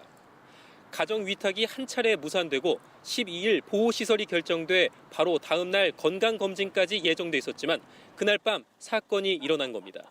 생리급여나 이런 것도 신청하기 위해서 동에 방문해서 모든 걸 처리하기도 11시에 약속을 잡았었던 상황이었어요. 네, 근데 그날 아침에 부모가 모두 구속되면서 혼자 남은 19개월 된 오빠는 인천의 한 보육시설에서 지내고 있습니다. KBS 뉴스 장혁진입니다. 미얀마 시위에서 젊은이들의 상징과도 같던 인물이 군경에 체포됐습니다. 이른바 리틀 판다로 불리던 인물인데요. 정부군이 반군에 대한 공습을 다시 시작한 가운데 내전의 가능성도 점점 커지고 있습니다. 방콕에서 김원장 특파원이 전해왔습니다. 거리를 지나는 오토바이 시위대를 갑자기 나타난 차량이 들이받습니다. 오토바이에 타고 있던 웨이모 나잉은 곧바로 군인들에 의해 체포됐습니다. 리틀 판다라 불리던 대학생 웨이모 나잉은 몽유아 지역에서 시위 때마다 재치 있고 감동적인 연설로 시민들의 관심과 지지를 받아왔습니다. 이미 시위대 20여 명에게 군사재판을 통해 사형을 선고한 미얀마 군정이 웨이모 나잉에게 가혹한 처벌을 내릴 것이라는 우려도 커지고 있습니다. 소수민족 반군과 미얀마군과의 교전도 치열해지고 있습니다. 카렌 민족해방군이 미얀마군의 진지를 습격한 영상입니다. 미얀마군 수십여 명이 포로로 잡혔고 수십 정의 중화기를 확보했다고 주장했습니다. 미얀마군은 이들 반군들의 주거지를 다시 공습하기 시작했습니다. 소수민족 반군과 반쿠데타 시민 세력과의 연대를 막기 위해서입니다. 쿠데타에 반대하는 미얀마 시민들이 이들 반군들과 힘을 합쳐 무장하게 되면 사실상 내전이 시작될 가능성이 높습니다. There are clear echoes of Syria in 2011. There too, we saw peaceful protests met with unnecessary and clearly disproportionate force. 군경의 총탄에 희생된 시민이 700명을 넘긴 가운데 미얀마 군부의 사관학교 학생들이 명절 축제에 참여해 흥겹게 춤을 추는 장면이 공개돼 시민들의 공분을 사기도 했습니다. 방콕에서 KBS 뉴스 김원자입니다. 오늘 새벽 1시 43분쯤 경기 여주시 부근 지역에서 규모 2.2의 지진이 발생했습니다. 지진의 진앙은 경기 여주시에서 동쪽으로 7km 떨어진 지역으로 분석됐습니다. 이번 지진으로 여주 인근 경기도 지역에서 진도 3의 흔들림이 전달됐습니다. 또 강원도와 충북 일부 지역에도 진도 2의 흔들림이 감지됐습니다. 오늘 전국 대부분 지역에 비 소식이 있습니다. 그런데 비의 양이 워낙 적고요. 또 약하게 내리겠습니다. 출근길 남부 내륙 지역에 빗방울이 떨어지는 곳이 있고요. 중부 내륙 지역에도 산발적으로 비가 내리는 곳이 있습니다. 비의 양은 오후까지 5mm 안팎이 예상되고요. 비가 그치고 나면 점차 하늘은 맑아지겠습니다. 비구름 뒤로 황사가 유입되고 있습니다. 중국 고비 사막과 내몽골 부근에서 발원한 황사가 북서풍을 타고 우리나라로 점차 유입될 것으로 예상되는데요. 이 때문에 오늘 전국 미세먼지 농도는 나쁨 단계 예상되고 밤 사이에는 수도권과 강원 지역, 충청 지역에서 미세먼지 농도가 매우 나쁨 수준까지 치솟는 곳이 있겠습니다. 주말인 내일은 오늘보다 공기가 더 탁해서 내일은 전국 미세먼지 농도 매우 나쁨 수준을 보일 것으로 예상됩니다. 또 내륙 지역을 중심으로는 소나기가 쏟아지는 곳도 있겠습니다. 일요일에는 비 소식 없이 하늘 자체는 대체로 맑겠습니다. 오늘 강원 산 지역, 경북 동해안 지역에는 바람이 강하게 불겠습니다. 현재 기온은 어제 아침보다 조금 높아서 포근한데요. 서울이 11.2도, 대구는 6.9도 가리키고 있습니다. 한낮에는 바람이 불면서 어제보다 기온이 조금 낮겠습니다. 서울 16도, 춘천 17도, 대구 21도 예상됩니다. 바다의 물결은 동해상과 서해상에서 최고 4m 안팎까지 거세게 일겠고요. 서해상에는 풍랑주의보가 발효 중입니다. 날씨 정보 전해드렸습니다. 대북전단 살포 금지법이 접경 지역 안전을 위해 필요하다는 주장과 북한 인권 개선을 막는 악법이라는 주장이 국내에서도 맞서는 가운데 이 문제를 놓고 급기야 미국 의회가 청문회까지 열었습니다. 워싱턴에서 김양순 특파원이 취재했습니다. 미국 의회에서 인권 문제를 다루는 초당적 기구인 렌토스 위원회가 한국의 대북전단 금지법을 주제로 청문회를 열었습니다.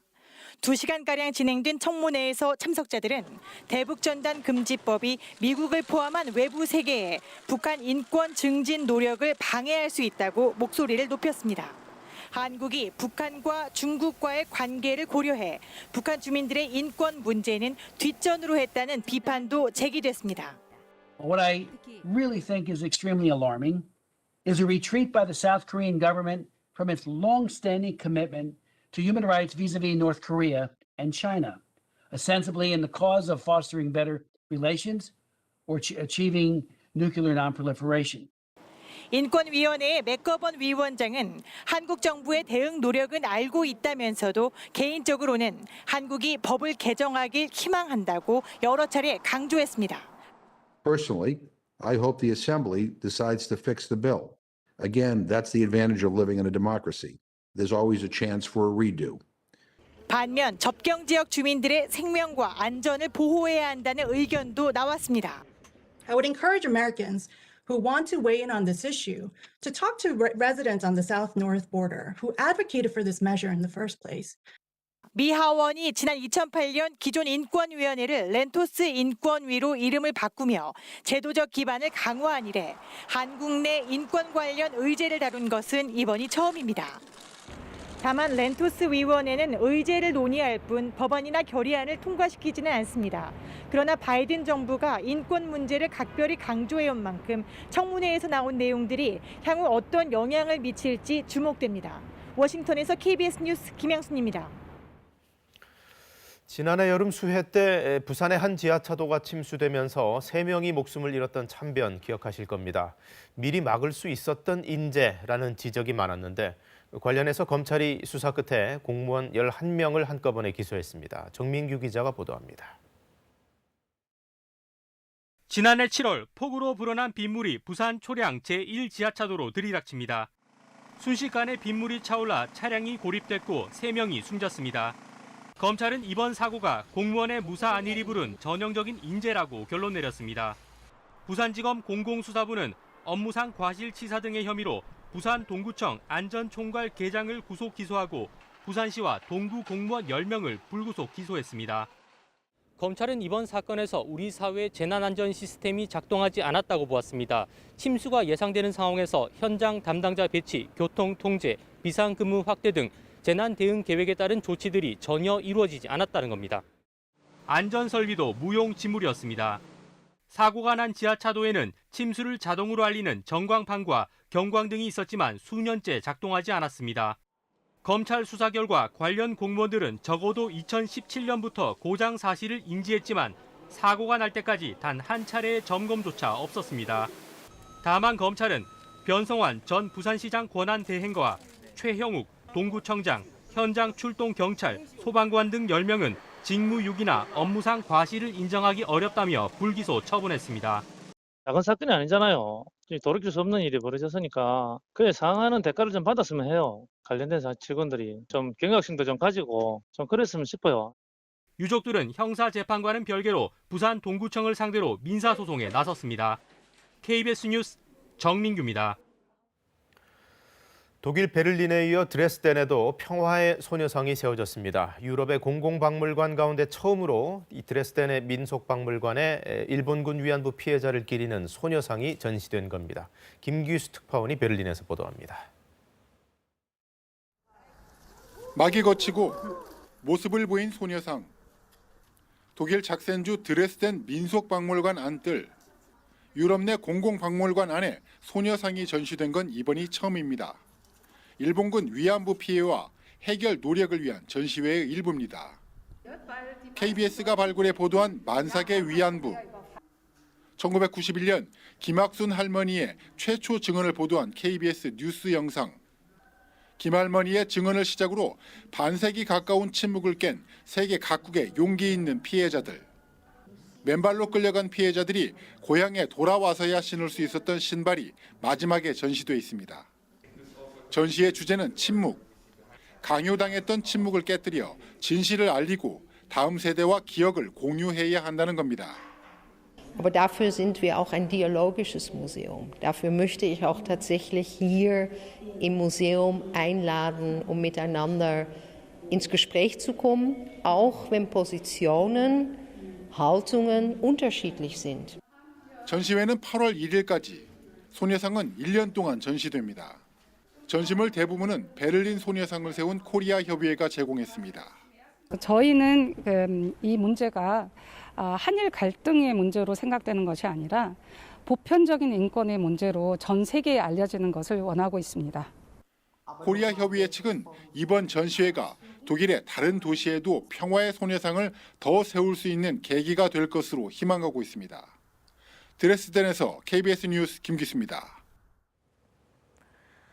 직원들에게 엽기적인 갑질 행각과 폭행을 한 양진호 전 한국미래기술회장에 대해 징역 5년이 확정됐습니다. 영상이 공개돼 공분을 산 지 3년 반 만인데요. 음란물 유통 혐의로도 재판을 앞두고 있어서 형량이 추가될 가능성도 있습니다. 김채린 기자입니다. 사무실 한복판에서 전직 직원을 무릎 꿇게 하더니 사정없이 뺨을 때립니다. 2018년 공개돼 사회적 공분을 일으켰던 양진호 전 한국미래기술회장의 이른바 갑질 폭행입니다. 이후 양 전 회장의 전현직 직원 상습 폭행은 물론 직원들에게 생마늘을 먹으라거나 머리를 붉게 염색하라고 강요하는 등 온갖 갑질 행태가 드러났습니다. 회사 워크숍 자리에서 장검으로 닭을 도살하는 등 엽기적인 행동을 하는가 하면 배우자와의 불륜을 의심하고 한 대학 교수를 감금 폭행하기도 했습니다. 대법원은 이를 비롯한 혐의 대부분을 유죄로 인정한 원심 판단을 받아들여 양 전 회장에 대해 징역 5년을 확정했습니다. 지난해 5월 1심 재판부는 양 전 회장에게 징역 7년에 추징금 2천만 원을 선고했지만 항소심은 과거 사귀었던 여성에 대한 성폭행 혐의에 대해 고소 기간이 지났다는 등의 이유로 공소기각 판결에 징역 5년으로 형량을 낮췄습니다. 하지만 1, 2심 모두 양 전 회장이 직장 내 갑질을 넘어 권력을 배경으로 한 폭력으로 피해자들에게 극도의 인격적 모멸감을 줬다고 지적했습니다. 재판 과정 내내 상당수 혐의를 부인했던 양 전 회장은 형기를 그대로 마친다면 2023년 11월까지 복역해야 합니다. 자신이 실소유한 회사가 운영하는 웹하드에서 음란물 유통을 주도한 혐의 등으로 1심 재판을 앞두고 있어 형량이 더 늘어날 수도 있습니다. KBS 뉴스 김채린입니다. 지난 화요일부터 이어진 프로야구 키움과 LG의 3연전, 이종범과 이정우의 부자 대결로 큰 주목을 받았는데요. 이 부담이 될 법도 한데 이정우는 아무렇지 않다 이런 심정을 밝혔습니다. 실제 맹활약을 펼쳤죠. 문영규 기자입니다. 아버지 이종범 코치에게 하고 싶은 말을 해달라는 질문에 이정우는 말을 아꼈습니다. 그냥 아빠도 수고하세요. 네, 그 정도. 지난 화요일부터 시작된 LG와 키움의 3연전. 시리즈 내내 중계 카메라가 두 부자를 연달아 비출 정도로 집중 관심을 받았습니다. 하지만 이정우의 머릿속엔 오직 경기에 대한 생각뿐이었습니다. 너무 어렸을 때부터 사실 부담을 많이 가진 상태로 야구를 했기 때문에 부담감이라든지 이제 사람들 시선 같은 게 이제는 좀 편해진 상태고 이 정도 프레셔 가지고는 사실 저한테 아무렇지도 막. 실제로 이정우는 시리즈 첫날 첫 타석부터 안타를 치는 등 부담감 속에서도 맹활약을 펼쳤습니다. LG 라모스의 외야 깊은 타구를 잡아내는 탄성이 나올 만큼 멋진 수비도 선보였습니다. 아들의 슈퍼캐치를 본 이종범은 미묘한 표정을 지었는데 직접 칭찬도 하지 않았다고 합니다. 공과 사를 좀 구분하시는 것 같아서 그냥 저랑 직접 전화는 안 하셨고 그냥 엄마랑 통화할 때 그냥 옆에서 수고했다라고 그냥 그 말씀만 해주셔가지고. 프로 데뷔 때부터 언제나 이종범의 아들이란 꼬리표가 따라다녔던 이정우. 이젠 이정우란 이름 자체로 빛나기 위해 아버지의 이름을 머리에서 잠시 지우고 있습니다. KBS 뉴스 문영규입니다.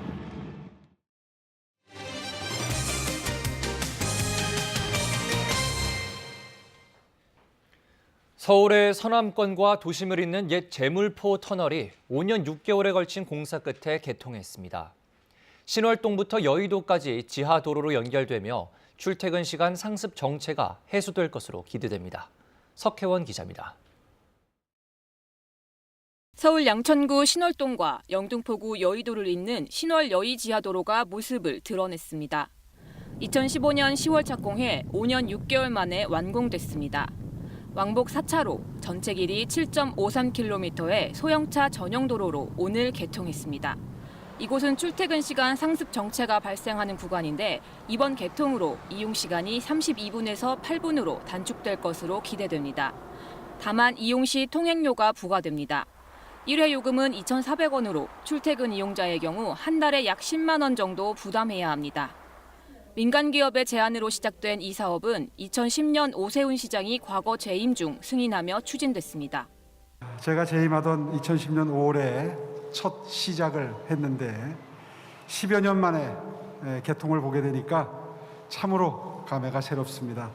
개통을 앞두고 열린 행사에는 지역구 국회의원들도 참석해 기대와 당부를 전했습니다. 우리 영등포의 주민들이 이 교통난의 지옥에서 많이 벗어날 걸 기대합니다. 모든 공사가 차질 없이 진행될 수 있도록 당부를 드립니다.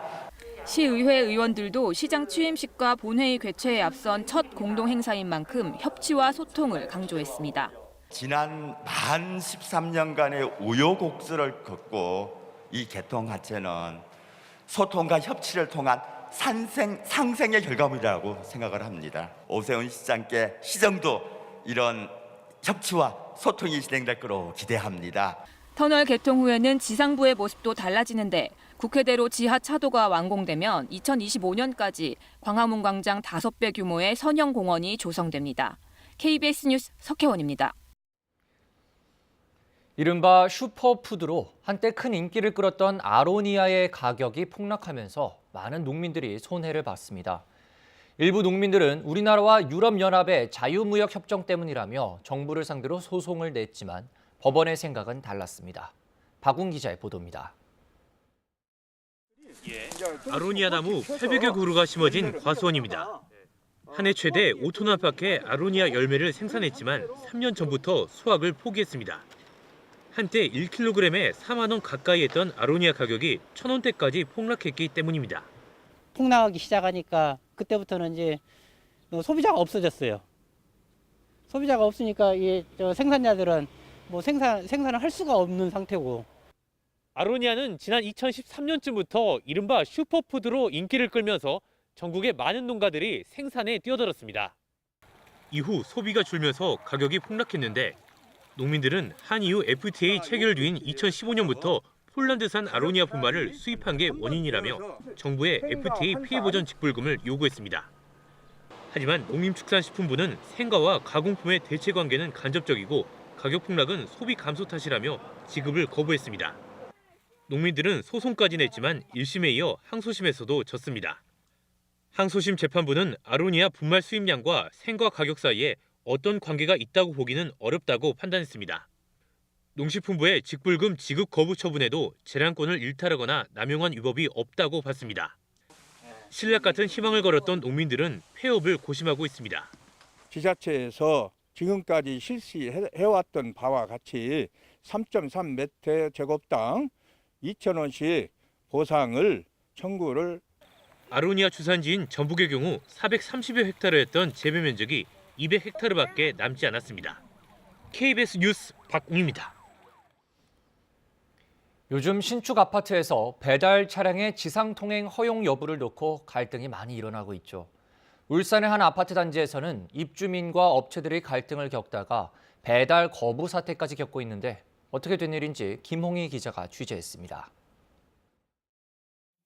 1,100여 가구가 사는 울산 북구의 아파트입니다. 2달 전부터 상당수 오토바이 배달 대행 기사들이 비가 오면 이 아파트로의 배달을 거부하고 있습니다. 비 오는 날은 배달 기사들도 지하 주차장 대신 지상으로 출입할 수 있게 해달라는 요청을 아파트 측에서 거절했기 때문입니다. 배달 기사들은 지하 주차장 물기 때문에 미끄러짐 사고가 잦다며 안전을 위한 정당한 요구라고 말합니다. 뒤에가 살짝만 당겨도 뒤에가 혹 돌아가기 때문에 바로 넘어질 수 있는 상황이거든요. 편의를 위해서, 안전을 위해서 음식을 시켜 드시면 저희도 또 동일하게 안전을 지켜주셨으면. 아파트 입주자 대표회의는 일부 배달기사들의 난폭 운전 때문에 취한 조치라는 입장입니다. 보행로 운행과 시설물 파손 등으로 인한 입주민 민원이 계속 나오고 있고 보행자 사고를 방지할 대책도 없다는 겁니다. 안전사고가 났을 때에 대한 대비책 자체가 준비되어 있지 않습니다. 대부분의 입주민들은 이제 입주민들 안전을 위해서 저희 편의 사항과는 맞바꿀 수 없다라는 그런 입장입니다. 기사들은 그러나 택배차와 우체부 오토바이는 빼고 배달 대행 기사만 지상 출입을 막는 것은 편견에 근거한 차별이라고 반박합니다. 코로나로 인해 비대면 소비가 늘어난 상황에서 영업용 이동수단의 아파트 통행 갈등이 해법을 찾지 못하고 있습니다. KBS 뉴스 김홍입니다. 세월호 7주기를 맞아 상처와 슬픔을 보듬고 새로운 의미를 찾고자 하는 예술가들의 기획전이 열립니다. 고통도 그것을 치유하는 것도 결국은 사람에게서 나온다고 작가들은 말하고 있습니다. 김민아 기자가 기획전을 미리 다녀왔습니다. 오랜 기간 학생들을 추모했던 합동 분향소를 향해 지어진 건축물. 나선형의 계단을 딛고 올라 그날을 기억하면서도 새로운 구도에서 바라보기를 염원합니다. 상처가 난 나무에서 나오는 송진. 고통의 산물인 동시에 자연의 재생 능력을 보여주기도 또 단단한 보석이 되기도 하는데 작가는 이러한 중의적인 의미를 담아 송진으로 빚은 100개의 풍경을 나무에 걸었습니다. 여러 기억과 사연과 생태와 또 이제 환경에 처해 있는 그런 다양한 나무들이 있지만 공통적으로 이제 상처를 입었을 때 송진을 내보내기 때문에 그런 것들 한데 모아서 기념을 할 수 있을 거라고 생각했어요. 온전히 다녀왔어야 했을 수학여행. 7년 전 일상을 휘감던 대중음악의 경쾌한 리듬은 참사가 있기 전 시간으로 이끌어 감정을 교차하게 만듭니다. 세월호 7주년을 맞아 14명의 작가들이 재난과 슬픔, 기억을 주제로 한 작품을 선보였습니다. 말로는 담을 수 없는 고통도, 그것을 치유하는 것도 결국은 가족이고 이웃이며 사람이라는 명제는 흔들림이 없습니다. 우리가 계속해서 지속적으로 기억을 하고 또한 지금 이 시대가 굉장히 재난과 코로나 때문에 힘들고 여러 가지 힘든 상황들이 많습니다. 이런 전시를 통해서 저희 모두가 이런 어려움들을 함께 극복해 나갈 수 있었으면 좋겠습니다. 코로나19로 거리두기가 필요한 만큼 작품을 야외와 실내로 나눠 배치했고 온라인 예약을 통해 관람 인원을 분산하도록 했습니다. 전용 사이트를 개설해 인터넷을 통해서도 작품을 감상할 수 있습니다. KBS 뉴스 김민아입니다. 이 시각 출근길 교통 상황 알아보겠습니다. 서울경찰청입니다. 금요일 출근길 교통정보입니다. 안전속도 5030 전국 시행이 바로 내일입니다. 일반 도로 및 주택가 이면도로에서 제한 속도가 내려가는 만큼 운전자분들의 위험에 대한 인지도가 높아진다고 하니 참고하시고요. 안전한 출근길 열어가시기 바랍니다. 신월 지하차도가 오늘부터 개통됐습니다. 신월 나들목에서 여의도를 향해 이동하는 차량이 많은데요. 아직 여의도에서 외곽 쪽으로 나가는 차량은 출근 시각이기 때문에 한산한 모습입니다. 교통량이 분산된 탓인지 경인 이지하차도 소통 상황은 여유가 있습니다. 경부고속도로 판교 나들목에서 서초 나들목까지 밀리는 모습이고 동부간선도로 성동교 남단 외에는 양방향 대부분 구간 수월한 상황입니다. 교통 혼잡 소식 있습니다. 주말인 토요일에는 오후 2시부터 4시까지 강남역을 중심으로 집회가 있을 예정인데요. 서초대로 진흥아파트 사거리와 강남역 사이 또 강남대로 일대 차량을 이용한 행진이 있을 예정입니다. 교통정보였습니다.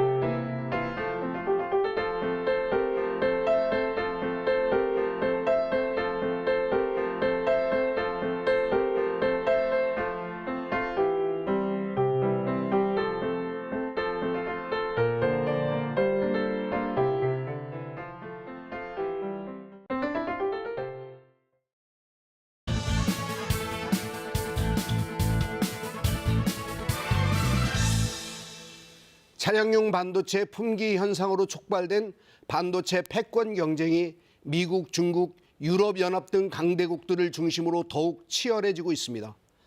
이들 나라가 앞으로 3년간 반도체 산업에 투자하겠다고 공언한 액수만도 300조 원이 넘습니다.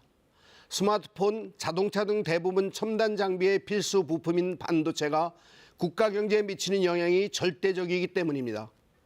우리 정부 역시 반도체 공급망 우위를 놓치지 않기 위한 다각도의 지원책 마련을 서둘고 있습니다. 승자 독식의 글로벌 반도체 시장에서 성공의 3요소를 꼽는다면 우수한 전문 인력과 반도체 생산 시설, 대규모 자본입니다. 특히 최첨단 기술의 지식과 경험을 두루 갖춘 전문가 없이 반도체 산업은 시작조차 할 수 없습니다. 메모리 반도체 강국에서 시스템 반도체 강국으로 도약하기 위해선 시스템 설계와 소프트웨어 전문성을 겸비한 인력이 꼭 필요합니다. 해외 의존도가 98%에 이르는 차량용 반도체의 자체 수급을 위한 해법입니다. 정부의 적극적인 대응과 지원이 절대적으로 필요한 이유입니다. 다행히 K반도체 벨트 전략을 준비하고 있는 정부는 내년까지 4,800명의 반도체 전문 인력을 공급하고 학부생을 대상으로 한 시스템 반도체 설계 전공 트랙을 지원해 전문 인력을 양성하겠다고 합니다. 때늦은 감이 있지만 인력 내내 허덕이는 반도체 업계는 반기고 있습니다. 하지만 인력 양성은 단순히 트랙을 개설하고 재원을 투입한다고 가능한 일이 아닙니다. 가르칠 수 있는 인력과 실습 인프라, 그리고 교육할 수 있는 시간이 전제되어야 합니다. 당장 인력이 필요하다고 전공 트랙을 만들도록 하는 근시안적인 정책보다는 대학, 기업과 머리를 맞대 구체적인 방법과 전략을 수립해 시행해야 합니다. 차제의 반도체뿐 아니라 국가 산업 전반의 전문 인력 수요와 공급을 예측하고 포트폴리오를 만들어 시행하는 지혜가 필요합니다. 국가적 차원에서 콘텐츠와 디자인, 소프트웨어, AI 등 미래 산업 분야에서의 전문 인력 수급 종합 대책을 마련해야 합니다. 이를 위해서는 대학 교육의 틀도 근본적으로 바뀌어야 합니다. 이번 반도체 대란을 위기가 아닌 기회로 만드는 지름길입니다. 뉴스 해설이었습니다. 상층의 한기가 빠르게 지나가면서 당초 예상보다 비구름이 제대로 발달하지 못했습니다. 그래서 내륙 곳곳에 산발적으로 빗방울이 떨어지고 있는데요. 오전까지 수도권과 강원 영서 지역에는 5mm 미만의 비가 살짝 지나겠고요. 그 밖에 충청과 남부 내륙 지역에도 산발적으로 빗방울이 떨어지다 그치겠습니다. 비보다 더 주의해야 할 점은 황사입니다. 북서풍을 타고 황사가 점차 우리나라로 유입되고 있는데요. 지금은 전국 미세먼지 농도 보통에서 좋음 수준 보이고 있지만 점차 전국 미세먼지 농도 나쁨 단계를 보이겠습니다. 밤 사이에는 수도권과 강원 지역, 충청 지역의 미세먼지 농도가 매우 나쁨 수준까지 치솟겠습니다. 주말인 내일은 오늘보다 공기가 더 탁하겠습니다. 전국 미세먼지 농도 매우 나쁨 단계 예상되고요. 오후에는 중부 내륙 지역에서 소나기가 쏟아지는 곳이 있겠습니다. 오늘 강원 산지와 또 경북 동해안 지역에는 바람이 강하게 불면서 강풍특보가 내려질 가능성이 있습니다. 날씨 정보 전해드렸습니다. 네, 금요일 아침 KBS 뉴스광장 여기서 마칩니다. 좋은 하루 보내세요. 고맙습니다.